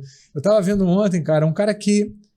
O nome dele é Leandro Aguiari, não sei se você conhece. Ele mexe no mercado digital, de marketing e tal. Mas ele veio do mercado de produção musical. E ele tava falando, cara, que hoje em dia ele não mexe mais nada com música. Ele tá falando o seguinte, pô, em algum momento lá da live que ele tava falando ontem, ele falou dos músicos. Ele falou assim, cara, o músico, ele é o eterno adolescente. Porque, o que é a banda? É um monte de adolescente, cara, que se reúne para fazer um som. Sim. E o cara carrega, cara, essa mentalidade, pô, daquele espírito ali para sempre. No sentido de que, cara, se essa chama apaga, a banda acaba. Sim. Mas ao mesmo momento que tem que entrar um lado mais maduro. E é difícil às vezes, né, cara, profissionalizar, tem que vir gente de fora, porque o músico, ele é mais idealista. Sim. Então tem esse olhar de fora, vamos organizar isso aqui. Se não tiver, é meio complicado. Mas né? Eu acho importante, cara, assim, manter esse lado amador também. Esse lado amador, pelo menos para mim, música para mim é coisa de amador, cara. Encarar a parte musical, a parte criativa profissionalmente, para mim é um erro. Tem que ser idealista mesmo. Você tem que o estúdio, por exemplo, quando eu entro para gravar, para mim é um parque de diversão, cara. Eu quero me divertir, eu quero descobrir, eu quero experimentar. Agora, você tem que levar em conta essa parte profissional, essa parte organizada. O seu trabalho ali, a sua anarquia criativa tem que estar cercada por uma estrutura. Senão, não acaba nada, você não lança nada, não organiza nada e vira só bagunça. Sim. Mas se você tem a parte profissional estruturada, você consegue manter um processo criativo anárquico ali no meio, que eu acho bom, saudável, sem que isso vire um problema, entendeu? O meu trabalho de mixagem, por exemplo, é assim, cara. Eu cheguei num ponto assim que eu já estou há tanto tempo fazendo que eu cerquei a parte... essa parte criativa minha é toda muito bem estruturada em volta. Então tem um assistente que trabalha, que ele prepara as sessões para mim. Eu tenho toda uma rotina. Mas a parte criativa ali, quando eu ouço o trabalho e vou desenvolver a mixagem, tem uma parte que é anárquica total. Eu saio experimentando, volto, apago, volto. Cara, tem uma anarquia louca ali. Sim. Só que isso está estruturado para eu não me perder. Senão vira uma zona descontrolada, quando você vai ver, você não terminou o trabalho, entendeu? E eu acho que todo artista vive esses dilemas ao longo da vida, né, cara? Com certeza. Porque aqui dentro, o que nos chamou para a música é esse lado criativo. Sim. Só que a gente percebe também que em algum momento precisa ser, alô, planeta Terra, que vamos, né, organizar. Exatamente. Tem também um lado financeiro que entra, né? Você tem filho? Tem um. Tem um, então. né? Que outras exigências. E acho que a vida inteira a gente vive certos dilemas, né, cara? É uma dificuldade isso aí. Para mim, pelo menos, é uma dificuldade desde sempre e até hoje. Eu aprendi a lidar com isso, assim, a organizar, mas tem sempre um lado crianção te chamando ali para você transformar aquilo tudo numa brincadeira eterna, né, mano? E você tem que aprender a controlar isso. Mas você não pode perder isso também. Senão você fazer música no modo automático, tipo assim, como é que você vai entrar no estúdio para criar alguma coisa, por exemplo, com outros músicos? Você vai falar assim, nós vamos criar uma coisa pronta em 1 hora. Não vai funcionar, mano. Você tem que ter uma margem, sacou? Sim. A gente tem que criar um arranjo, beleza. A gente tem um período aqui. Nesse tempo a gente cria. Saiu alguma coisa, beleza. Você tem que ter uma margem, porque a criatividade, você nunca domestica totalmente o processo criativo. Ele é sempre meio anárquico, cara. Tem alguma coisa que nunca está sob seu controle totalmente. Sim, sim. Então você tem que ter esse jogo de cintura aí. Sim. Você organiza, transforma tudo em processos, automatiza o máximo que você puder, transforma em rotina o máximo que você puder, mas tem que respeitar essa parte incontrolável que tem no meio do processo. Sim. É isso que eu acho. Até teve algum músico que veio aqui, acho que foi o João Gaspar, cara, que tocava com a Maria Bethânia, né? E a Maria Bethânia tem fama de ser problemática, né? Você já ouviu falar disso? Sim, já. Né? Então, a gente estava conversando sobre isso e falou assim, cara, ela é uma pessoa que quando ela quer subir no palco, ela quer estar assim, cara, em paz. Então, quando começa a ter muito estresse no bastidor, isso afeta ela muito rapidamente, sacou? E isso eu acho que é o dilema do artista, né? Pô, na hora que é pra fazer, cara, você quer sentar ali em paz, você dá aquela respirada e fala assim, cara, agora vamos deixar fluir. E você chegar ao ponto de ter essa estrutura, ter o técnico. Pô, eu tenho um técnico, chega pra mim, mas teve uma época da sua vida que você fazia isso. Você era o para-raio do problema também. E você ligava pro cliente, pô, cara, tem que depositar isso, também estressa e tal. Quando você consegue separar isso, chega nesse momento... É bem melhor. É bem melhor. Você volta a ser mais o adolescente, né? É isso aí. Mas para você fazer isso, tem que ter alguém cuidando da outra parte para você. Tem que ter cuidando. E em certo ponto da vida, você vai ter que fazer uma coisa que em algum outro momento você vai chamar alguém para fazer. Sim. Né? Como hoje em dia, por exemplo, eu faço uma pequena edição de vídeo, eu faço uma pequena artezinha para uma... Daqui a pouco eu vou e pago o cara para fazer o vídeo, pago o cara para fazer a arte do YouTube, mas eu tive que meter a mão em alguns processos ali também, né? Pô, tem que fazer uma arte pro Instagram, pro YouTube, né? Sim, todo mundo que em algum momento passa por isso, né? Hoje em dia tem que colocar a mão na massa para fazer isso. Eu mesmo já fiz até site pra banda, cara. Eu fiz. Legal saber disso. Mas assim, não é uma coisa que eu me amarro em fazer. Eu quero fazer música, cara. Sim, mas é pra ajudar. Exatamente. Você pode ajudar na época com isso. Eu já cuidei da agenda da banda. Eu atendi os contatos, já fiz tudo isso. Mas é aquilo. Tem essa demanda hoje? Vamos lá. Vamos dar conta disso aqui. Acho que isso é ser maduro também, né, cara? Faz saber parte. que a vida adulta não Se você quer tocar pra frente o projeto, você tem que saber que você vai ter que carregar esses pianos aí, meu irmão. Né? Se você entrar com esse idealismo de que tudo vai ser uma maravilha, vou conseguir resolver tudo, tudo vai dar certo, cara, é melhor nem começar, porque verdade, não vai pra frente. Cara, vamos falar então aqui de equipamentos. Quais são as guitarras que o Benny Maldonado tem? Bom, eu não tenho muitas guitarras, eu não sou de trocar muito de instrumento também. Eu tenho o meu xodó, que é Epiphone Les Paul, que tá com 13. Cabo de aço, tá com 13 hoje. Eu tenho uma Tom Anderson, que é outro xodó meu. Essas duas eu tenho há 20 anos já, essas duas guitarras. Uma Tom Anderson Drop Top, uma guitarra maravilhosa, bicho, eu amo aquela guitarra. Tem alguma especificidade ela? Cara, eu não lembro quais... É tudo próprio da Tom Anderson, a captação. Eu não lembro os detalhes, assim, qual é o nome dos captadores, porque é do próprio, da própria Tom Anderson. Mas o modelo é Drop Top.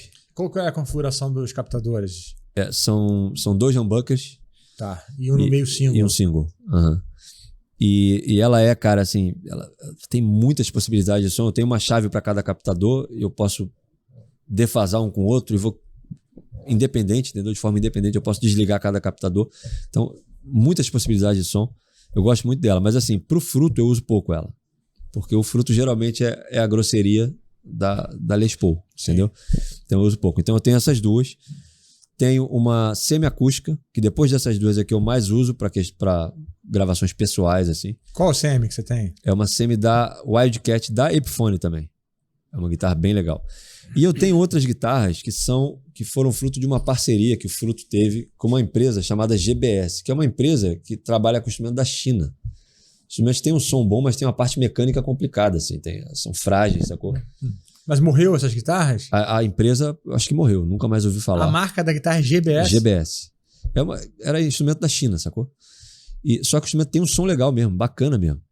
Só que são guitarras que eu uso muito menos. Eu tenho uma Tele e eu tenho uma JP, que seria uma cópia, uma imitação da Music Man, e essa guitarra ela tá com 0,14 também, afinada em Si. Ela tá, nossa, 0,14? Sério, cara? E eu uso, quando eu vou gravar um drive, por exemplo, assim, bem pesado, às vezes eu uso ela com o captador do braço.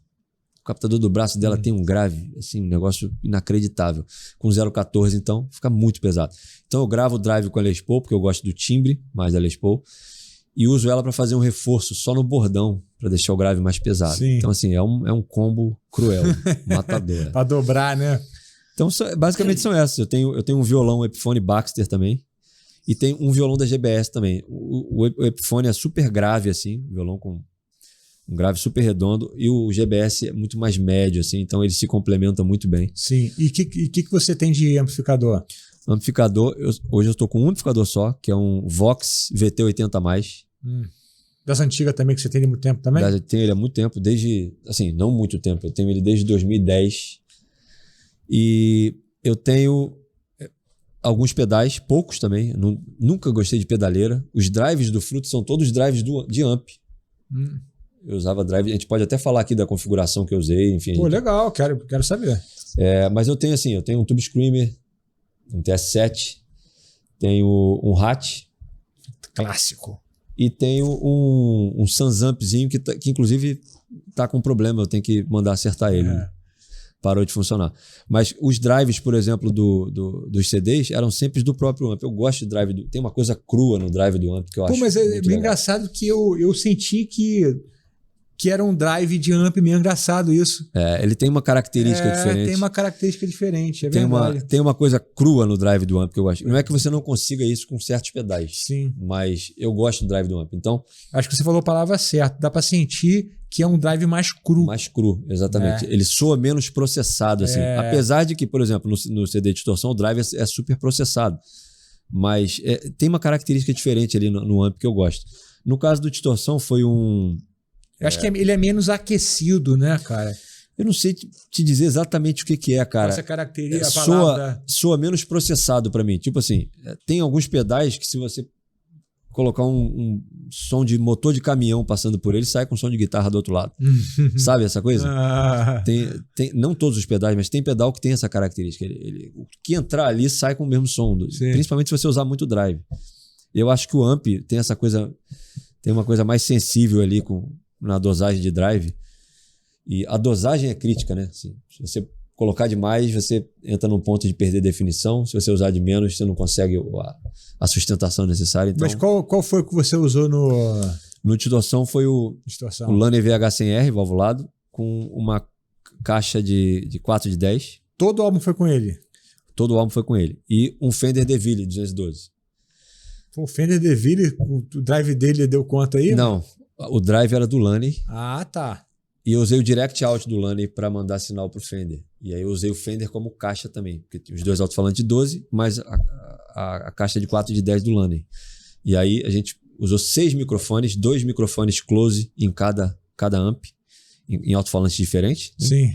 Para conseguir um som diferente, mais 2 microfones de ambiência. Na mixagem, eu usei somente basicamente o 57 de um dos alto-falantes do Fender. Você descartou todos os outros? Os outros eu usava assim, essa música aqui eu acho que vai precisar de um complemento de uma ambiência, ou esse outro amp. Mas nem usou? Praticamente não usei. Entendi. Só em momentos esporádicos eu somei um pouquinho. Foi questão realmente de experiência. Mas o microfone que eu usei, assim, que foi o padrão do som da guitarra, foi o 57 da boca do Fender. É porque eu já tenho um gosto pela Fender por causa da questão do grave. Eu gosto do grave da Fender, cara. Assim. E quando eu usei, e ele era 2 de 12, o outro 4 de 10. Quando eu escutei o 57 da boca do Fender, cara, eu falei, mano, esse é o som. É porque aquele você estava grave botando lá embaixo. Você botou um microfone em cada alto-falante. Sim, né? Coloquei nos 2 do Fender e escolhi 2 do Laney, da caixa do Laney, que tinham 4, eu escolhi 2 que estavam soando melhor, assim, a gente microfonou eles. Mas quando você pegou os 2 de 12 da Fender, foi 2 de 12? Sim, 2 de 12. Qual dos 2 que você escolheu? No ouvido ali. Tá. O gerê trouxe os microfones, posicionou e a gente... Tinha diferença mesmo? Ouvindo. Dá diferença, cara. Entendi. Principalmente você ouvindo com o microfone, você colocando o microfone para ser o seu ouvido, a diferença às vezes é brutal de um alto-falante para outro. Apesar de ser o mesmo falante. Microfone. O mesmo falante. Mesmo falante. Então, assim, se você vai gravar uma guitarra e você tem uma pessoa para ficar mexendo o microfone lá no alto-falante. Parou aí! Exatamente.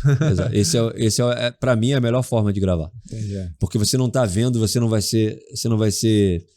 ter uma predisposição a achar que posição tal é melhor que a outra. Você não tá vendo nada, você tá ouvindo aqui, a pessoa tá mexendo. Parou! E aí você vai olhar, às vezes a posição é absurda, assim. Tem nada, parece que não vai dar certo. No CD O Segredo, o amp estava aqui, o microfone estava no chão aqui. No chão? No chão. E foi o som que a gente mais gostou e a gente gravou assim. Então, assim, tem esse lado. Pô, no chão, essa aí pra mim eu não conhecia, não. Foi o que a gente gostou mais e a gente deixou ele lá. Pô, mas como que você testou no chão? Ou foi sem querer, caiu no chão? Pô, deixa aí, rapaz. Eu acho que ele foi colocado no chão. Eu não lembro exatamente do contexto. Foi colocado no chão para depois colocar ali e o som que chegou foi bacana. Depois a gente chegou a experimentar e foi alguma coisa assim. E não, o chão tava melhor. Volta para lá. Caraca. E é uma certa distância. Que é uma coisa legal também de gravar guitarra, cara. Que infelizmente se perdeu. A ambiência é pra caramba, né? O microfone é afastado. Hoje tá tudo close mic demais, cara. É tudo muito colado ali. Eu entendo que tem a questão hoje da estrutura. Muita gente grava em casa, tem barulho. Então, quanto mais perto... Sim, se o cara puder experimentar, talvez afastar um pouco mais. Sim. Então você curte uma afastada. Na verdade, aí teve meio metro de afastada, pô. Teve por aí, meio metro mais ou menos. Entendi. Eu gosto de gravar. E mesmo quando eu uso um microfone close, eu sempre uso um de ambiência. Entendi. Tem aquela velha técnica de captar o amp atrás para pegar o grave. A gente fez muito isso também. Mas com a Les Paul eu nunca consegui fazer isso funcionar. Porque o grave que vem atrás é impossível de usar. Porque ele é grave demais, cara. É over, né? O grave que eu tenho já com o microfone frontal é um grave, cara, muito profundo. Eu já experimentei colocar o microfone para pegar o rear ali do amp. Cara, não funcionou. Cara, e tu não usa nada de plugin no estúdio para guitarra? Então, hoje em dia eu uso. Naquela época... Certo. Naquela época tava engateando, né? Esse mercado de plugin. Hoje em dia tem vários amps que você pode usar de plugin, que são bacanas. O que você tá usando aí? Eu tenho, cara... alguns amps diferentes. Tem de uma empresa chamada Quassa, que é uma empresa pouco conhecida. Conhece? Não conheço, não. Que tem uns amps bem legais. Como assim. se escreve?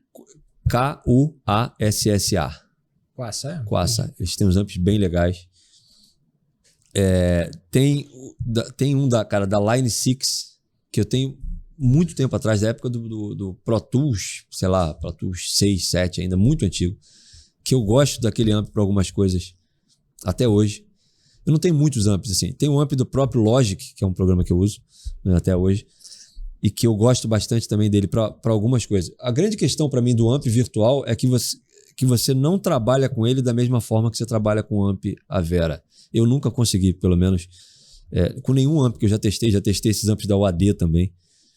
Eu nunca consegui usar um amp virtual. Você coloca o amp dentro da sala, coloca o microfone, caraca, tá lindo, fechou. Eu nunca consegui fazer isso com o amp virtual. Coloco o amp e o som tá pronto. Então, normalmente eu faço um pré-processamento com alguns plugins para modificar a entrada, o som da guitarra antes de chegar no amp. Fala um pouco disso aí, como que é? Algum tipo de saturador, algum tipo de equalização. Eu já faço, aí eu faço isso ouvindo o amp. E em plugin também? Não, eu faço isso, tudo em plugin. Tudo em plugin. Vamos falar aqui de um setup virtual. Então eu coloco equalizador ou um saturador, alguma coisa para preparar o som antes do amp. Mas eu faço isso com o amp ligado, um amp virtual ligado, ouvindo e vendo o que eu preciso modificar antes de processar. Porque uma coisa é você abrir o equalizador antes dele passar pelo amp. Outra completamente diferente é você equalizar depois. Uhum. Quando você equaliza depois, você modifica de forma brusca o som da guitarra. A equalização aparece. Quando você equaliza antes, não. É como se você estivesse mexendo no captador, cara. E também você tocou sobre aquela condição. Depois se você... Exatamente. Né? E você reage àquele som, é como se você estivesse mexendo em captação, cara. Se você equalizar antes com cuidado, é como se você estivesse mudando a característica do captador. É muito interessante. Fica uma equalização muito mais sutil. E tem algum especificamente pra galera que mexe em Logic poder conferir? O quê? Desse processo anterior que você usa algum plugin específico? Não, eu uso, por exemplo, o próprio equalizador do Logic nativo. Mesmo.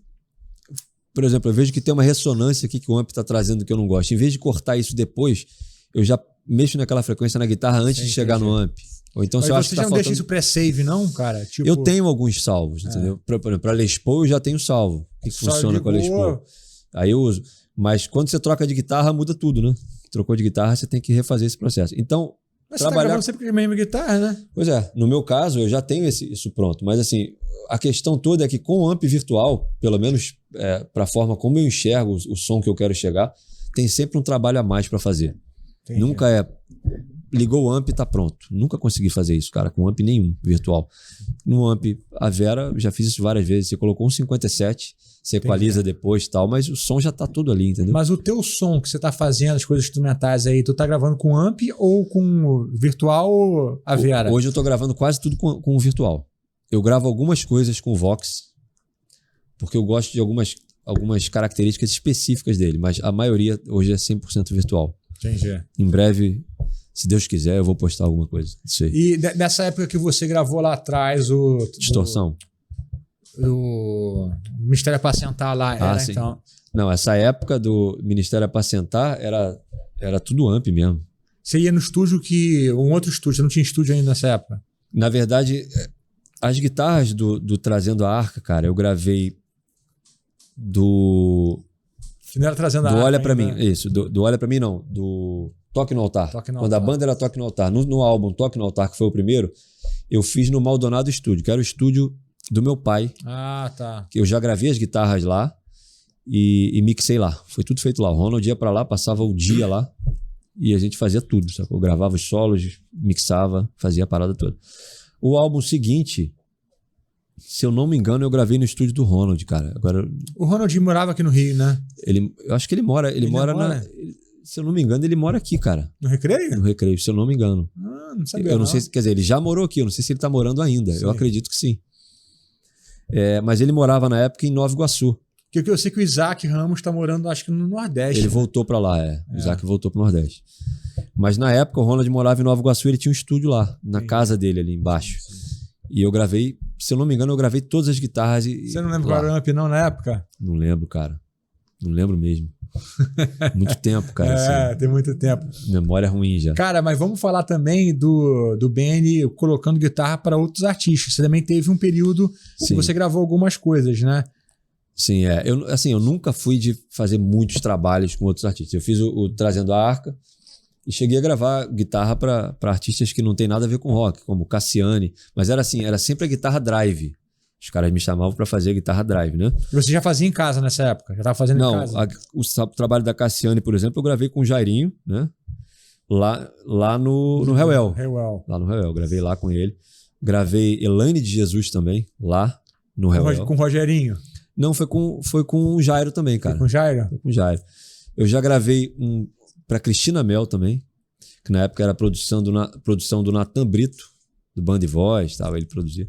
Ele me chamou para gravar. Isso lá atrás também? Lá, muito anos 90. Ah, entendi. Assim, bem lá atrás. Então, assim, foi pouca coisa que eu gravei assim para outros artistas, porque a guitarra, para mim, sempre teve essa coisa mais pessoal. Eu gosto de tocar o que eu faço, o que eu crio. Entendi. Eu nunca abri esse espaço para guitarra como eu abri para mixagem. Mixagem eu gosto de trabalhar, cara. Qualquer material que chegar para mim, eu curto, entendeu? Entendi. A guitarra não é assim. Eu quero tocar o que eu crio. Sim, sim. Pô, vamos falar então, cara, agora do Benny, do cara da Mix, da Master, que é basicamente como a galera hoje em dia te procura mais profissionalmente, sim, né? Dos últimos anos se tornou isso aí. O que você tem feito, cara? Fala aí. Como que é a sua rotina de ermitão? Então, a minha rotina é a seguinte, cara. Eu acordo, vou pro estúdio de manhã e mixo até o fim do dia. Basicamente teu estúdio é na sua casa, basicamente. Né? O meu estúdio ele é um anexo. É casa. É casa. É um anexo da minha casa. Eu construí o estúdio seguinte, a minha casa tem um lance de escada, você sobe o primeiro lance de escada, você está no estúdio. Você sobe mais um lance, você está na minha casa. Entendi. Então é separado por um lance de escada ali. E esse estúdio foi a gente construiu um prédiozinho ali do zero. Meu pai fez o projeto todo acústico. Meu pai faz projeto acústico, né? Ele construiu do zero, já pensando na parte acústica. Mas é um estúdio de mix e master, não de gravação. Mix e master. Não. Eu faço gravações só das minhas coisas, guitarra, violão. Entendi. Mas ele foi feito para mix e master. Então ele tem todo o isolamento já preparado, a acústica foi toda pensada para isso. Então eu passo, cara, assim, é um silêncio absurdo. Tem uma porta de mais de 200 quilos lá na frente do estúdio. Eu passo o dia inteiro ali mixando, cara. Assim, a minha rotina é essa. E tirando algum tempo para fazer as minhas coisas pessoais. Gravar uma guitarra, gravar um violão.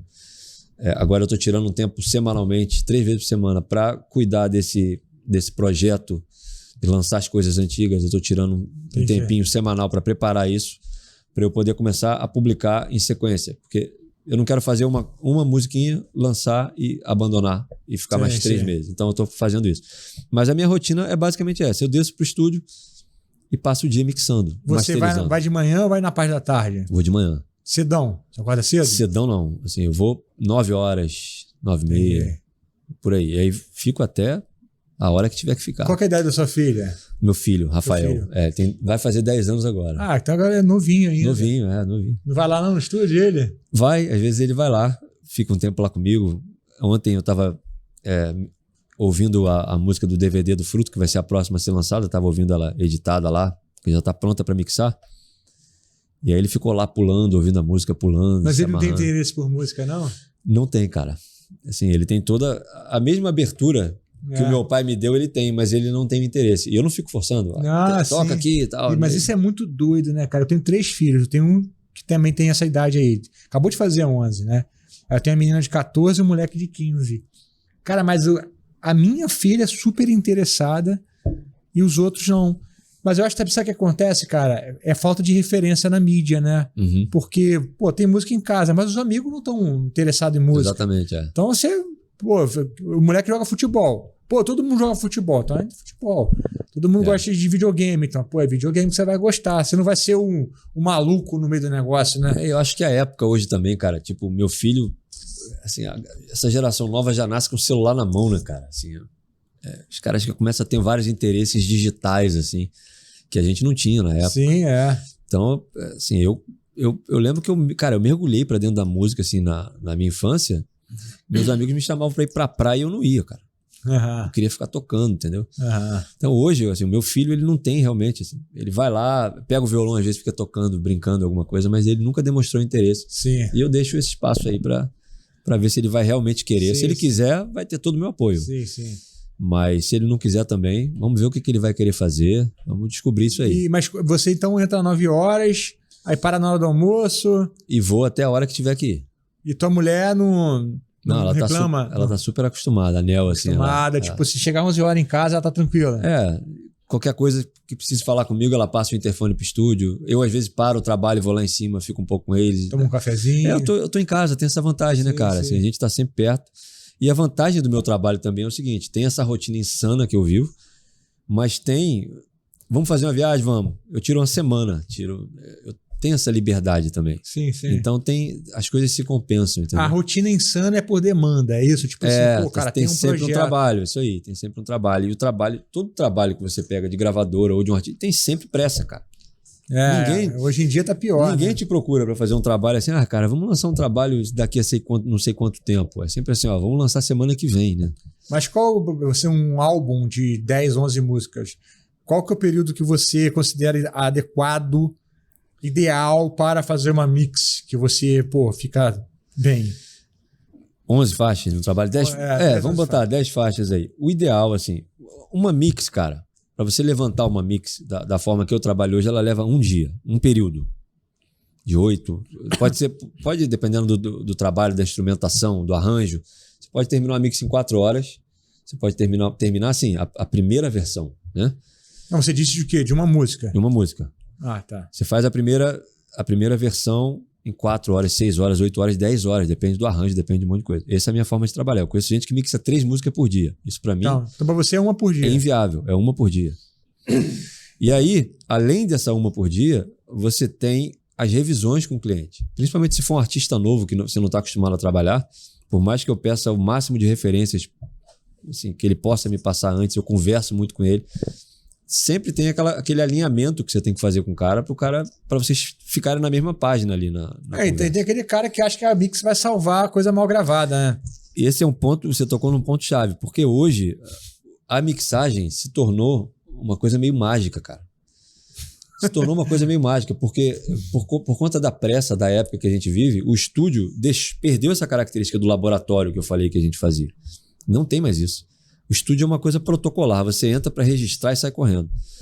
E até porque tem os recursos de edição hoje, então errou alguma coisa, conserta na edição. Uhum. Então você entra para gravar uma batera, o pessoal quer que em 5 minutos o cara já esteja gravando. Não tem mais aquela coisa de vamos tirar um som da batera. A batera tá no canto do estúdio, o cara deixa ali mesmo. Não, cara, vamos chegar essa batera para cá. Acusticamente isso aí não é bom. Não tem mais isso, cara. Sim.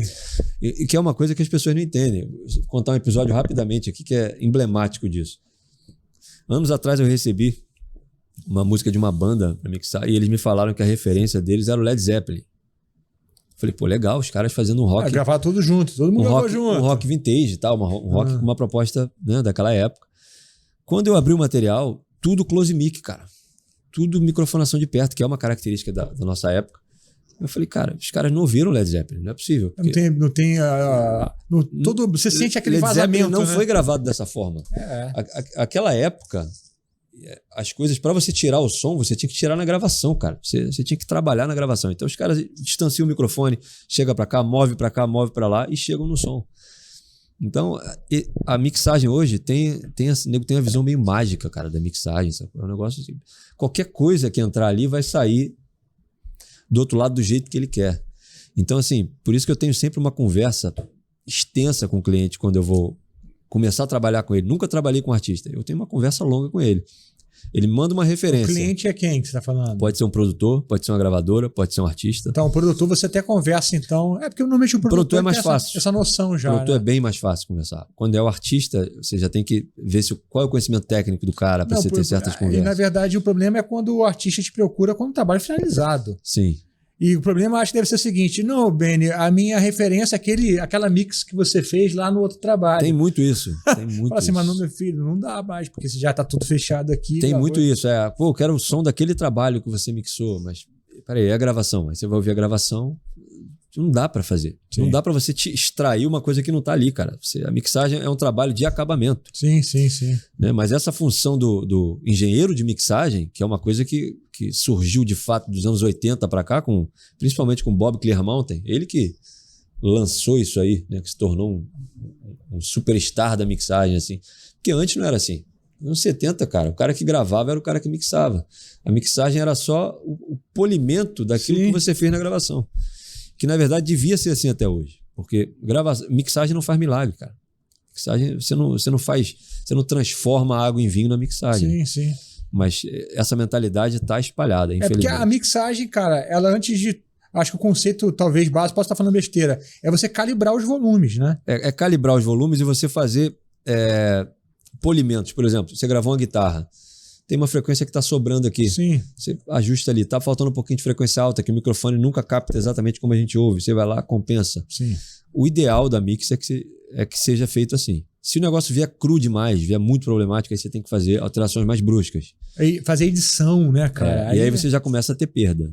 Porque teu trabalho de edição não é um trabalho necessariamente de mix, né, cara? Não é. Não, e eu não faço edição na mixagem. Tipo assim, eu sempre converso, você tem que mandar tudo editado. Se o cara quiser que edite, aí eu falo, então eu vou mandar para um cara que faz esse tipo de trabalho para mim.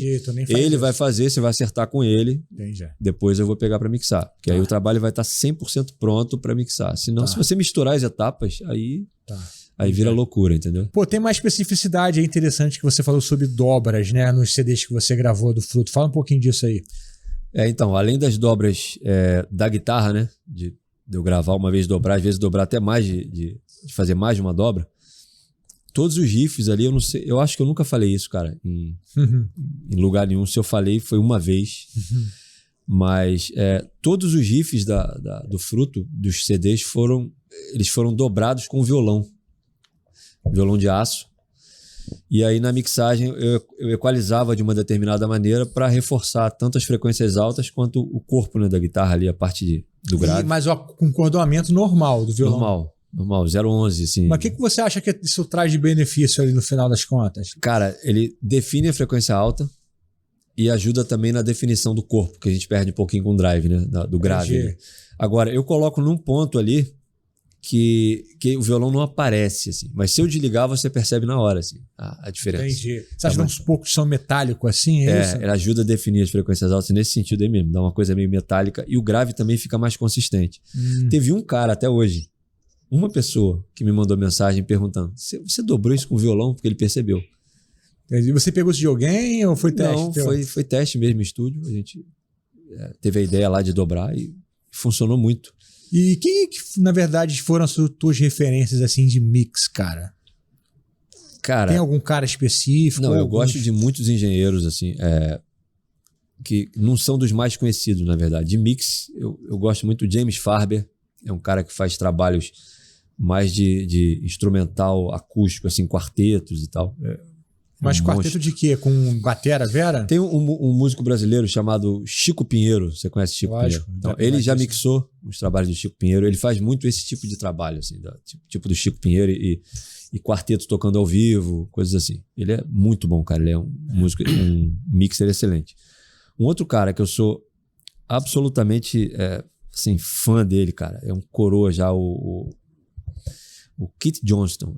Keith Johnson, ele é chamado de professor. Os outros engenheiros chamam ele de professor, porque ele é um cara que tem uma bagagem assim, cara. E ele é o seguinte, ele é a escola antiga mesmo.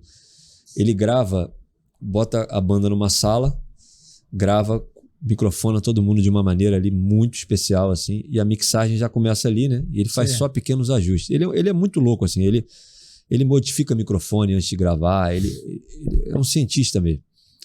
Então tem os trabalhos, por exemplo, do Doug MacLeod, não sei se você conhece um violonista, que ele gravou a banda toda junto. É surreal, mano. Assim, é uma sonoridade, assim. Pô, me manda depois no Spotify pra eu ouvir. É surreal. Ele é o cara, assim, que ele sabe alguma coisa que ninguém sabe. Na captação ali, cara, de microfonação. Ele é de onde? Estados Unidos mesmo? Eu acho que ele é americano, cara, assim. Ele é bem velhinho já, cara. Ele deve ter uns 80 agora. E continua trabalhando, entendeu? Grava muito orquestra. E você nunca parou para estudar parte teórica, assim? Não, eu estudo por minha conta, né? Eu estudo muito a parte teórica lendo.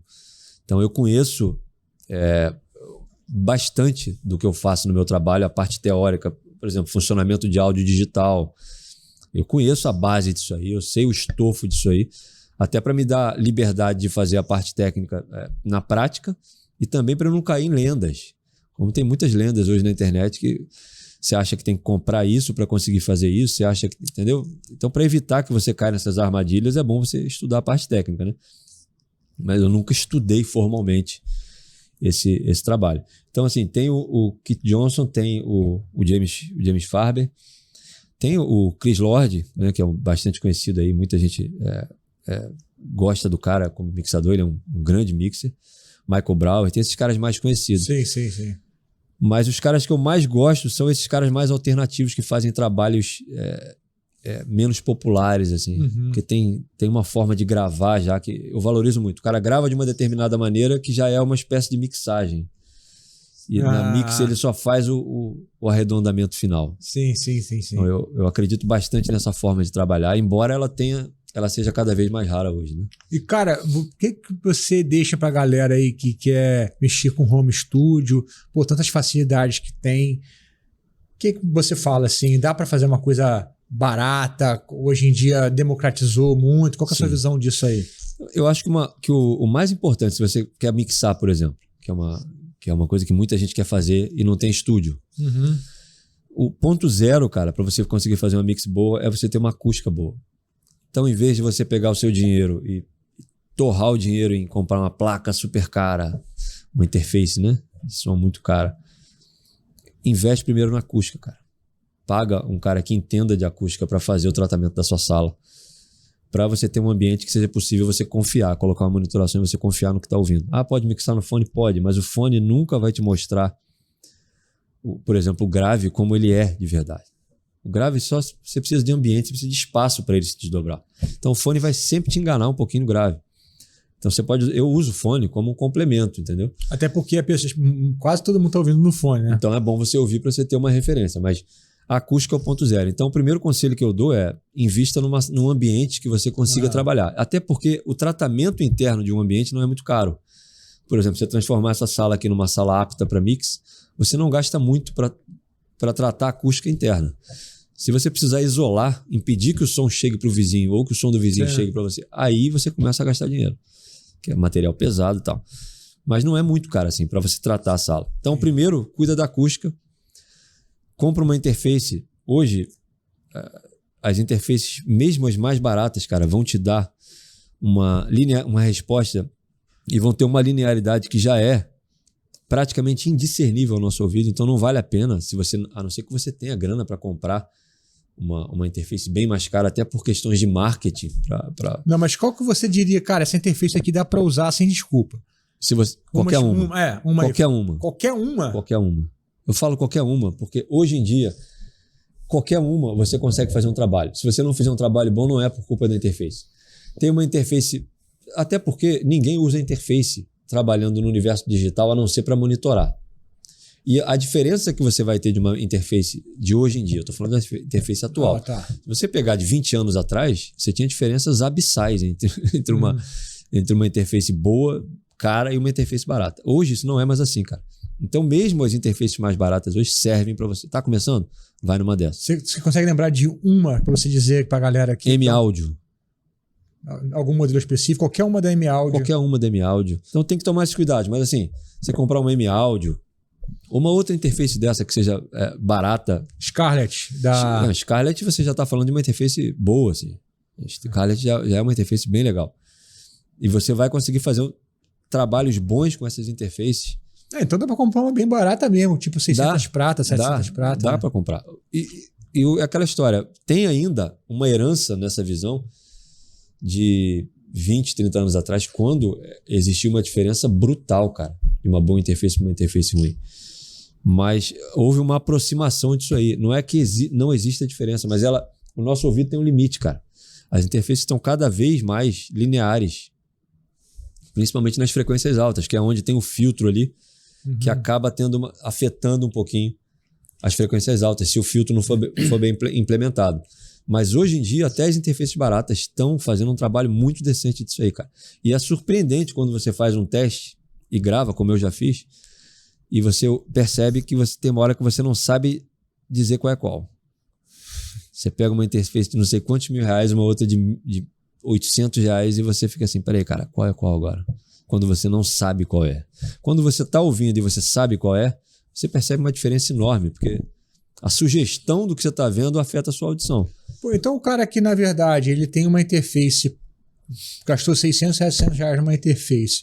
O cara que mexe com tudo dentro do computador, plugin, tudo virtual. Ele já consegue trabalhar e fazer tudo. Então, assim, cara, na verdade, o que você está falando aqui corrobora com a galera que senta aqui também, que trabalha com mix e com gravação. Chegamos assim à conclusão que, cara, hoje em dia não tem mais desculpa, né? Não tem mais. Se você não conseguir fazer um trabalho com uma interface dessa barata, porque o problema não está nela, cara. Tá do outro lado do computador. Pode estar em você, pode estar na acústica da sua sala, pode estar no fone que você está usando. Entendi. A monitoração é a parte mais crítica. E como você ouve, claro. Se você não tiver ouvido treinado, você vai cometer uma série de erros. Mas culpar a interface, hoje em dia, em 2022, é desculpa, cara. Porque não dá. E o cara não precisa nem comprar microfone, cara. Ele vai ligar direto. Se a gente está falando de mix, cara, assim, e mix in the box, que é a forma que eu trabalho, mix dentro do computador, você consegue fazer uma boa mix com qualquer interface de hoje, assim, tomando esses cuidados com essas exceções, assim, algumas coisas da Behringer também, essas da Behringer que eu estou falando são antigas também. Hoje em dia, eu acredito que até a Behringer as interfaces já estejam...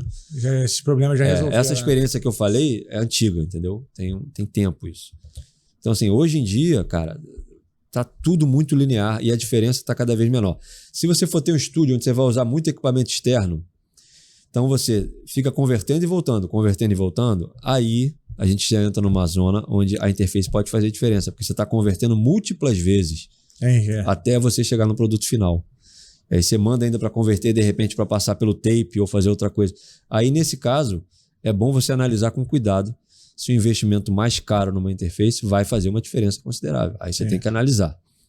Agora, para quem mixa in the box, se você querer culpar a interface por não estar conseguindo resultado, isso aí é viagem, mano. Entendeu? Cara, gente, olha só. Tô aqui com o Benny, a gente está finalizando, mas eu quero deixar antes aqui um canal para o Benny falar não somente onde pode te encontrar, que eu sei que é no Instagram, que você agora tá firme no Instagram aí, né? Ó, fé. Mas o que você tá fazendo? O que a galera pode procurar? O trabalho instrumental vai sair quando? Fala um pouquinho pra gente fechar aí. Então, nesse momento eu tô fazendo o DVD do Fruto. Meu foco agora tá aí. Eu tô fazendo outros trabalhos, tô mixando outros projetos para outros artistas, mas o meu foco agora é terminar o DVD, né, da banda que vai sair nos próximos meses. E quando eu terminar o DVD, eu vou fazer um investimento maior nessa parte do projeto pessoal. É para esse ano ainda? O DVD vai ser esse ano e eu já quero engatar nisso. Projeto pessoal. Projeto pessoal. Já quero começar esse ano. Eu já estou tirando, conforme eu falei, um tempo semanal para fazer isso. E a minha ideia é postar realmente ideias curtas assim no Instagram. Não vou fazer um álbum, nada disso. Para lançar essa outra parte musical que ninguém conhece minha. E que eu tenho muita coisa composta, assim, feita de violão, de guitarra, de vários instrumentos, assim, é uma coisa bem ampla, cara, que eu faço. E eu vou começar isso. Então, assim, eu quero fazer o DVD primeiro, que é um produto que a galera tá muito ansiosa para ouvir, assim, o pessoal tá esperando. E depois disso eu vou começar a lançar esse trabalho mais pessoal. E assim, essa parte de ser muito ativo em rede social, eu não tenho essa esperança, pelo menos não por enquanto. Por conta até da demanda de trabalho. É uma coisa que para mim eu não vou falar, tipo, você tá postando um vídeo por dia. Isso aí, cara, para mim é uma realidade muito distante. Não, mas um storyzinho... Mas exatamente, o que eu quero fazer é conseguir ter uma presença regular. Não é um por dia, mas é o quê? É um vídeo por semana, cara, que seja. Mas é algo regular que eu consiga manter. Eu quero estabelecer uma meta dessa, que seja viável. Porque eu não vou... prometer uma meta irreal dessa. Para mim isso é irreal. Sim. Senão eu não vou cumprir. Então é isso. Eu continuo fazendo muito trabalho de mixagem para muitos artistas, em paralelo a isso tudo. E essa é a minha rotina. É isso que eu estou fazendo e provavelmente vou fazer por muito tempo. Obrigado, Benny. Tamo junto, meu irmão. Cara. Obrigado pelo convite. Galerinha, então segue aqui, Benny Maldonado no Instagram. YouTube tem também? YouTube, eu tenho um canal, mas não tem nenhum conteúdo lá. Instagram é a rede que eu estou usando. Instagram e Facebook também, mas o Facebook eu uso bem menos. O Instagram eu uso muito mais que o Facebook, para você ter então ideia. Vai no Instagram, galera. Vai no Instagram lá. E se você chegou até aqui, espero que você já tenha se inscrito no canal. Todo dia tem vídeo aí. E é isso, galera. Deus abençoe grandemente. Até o próximo Starling Cash.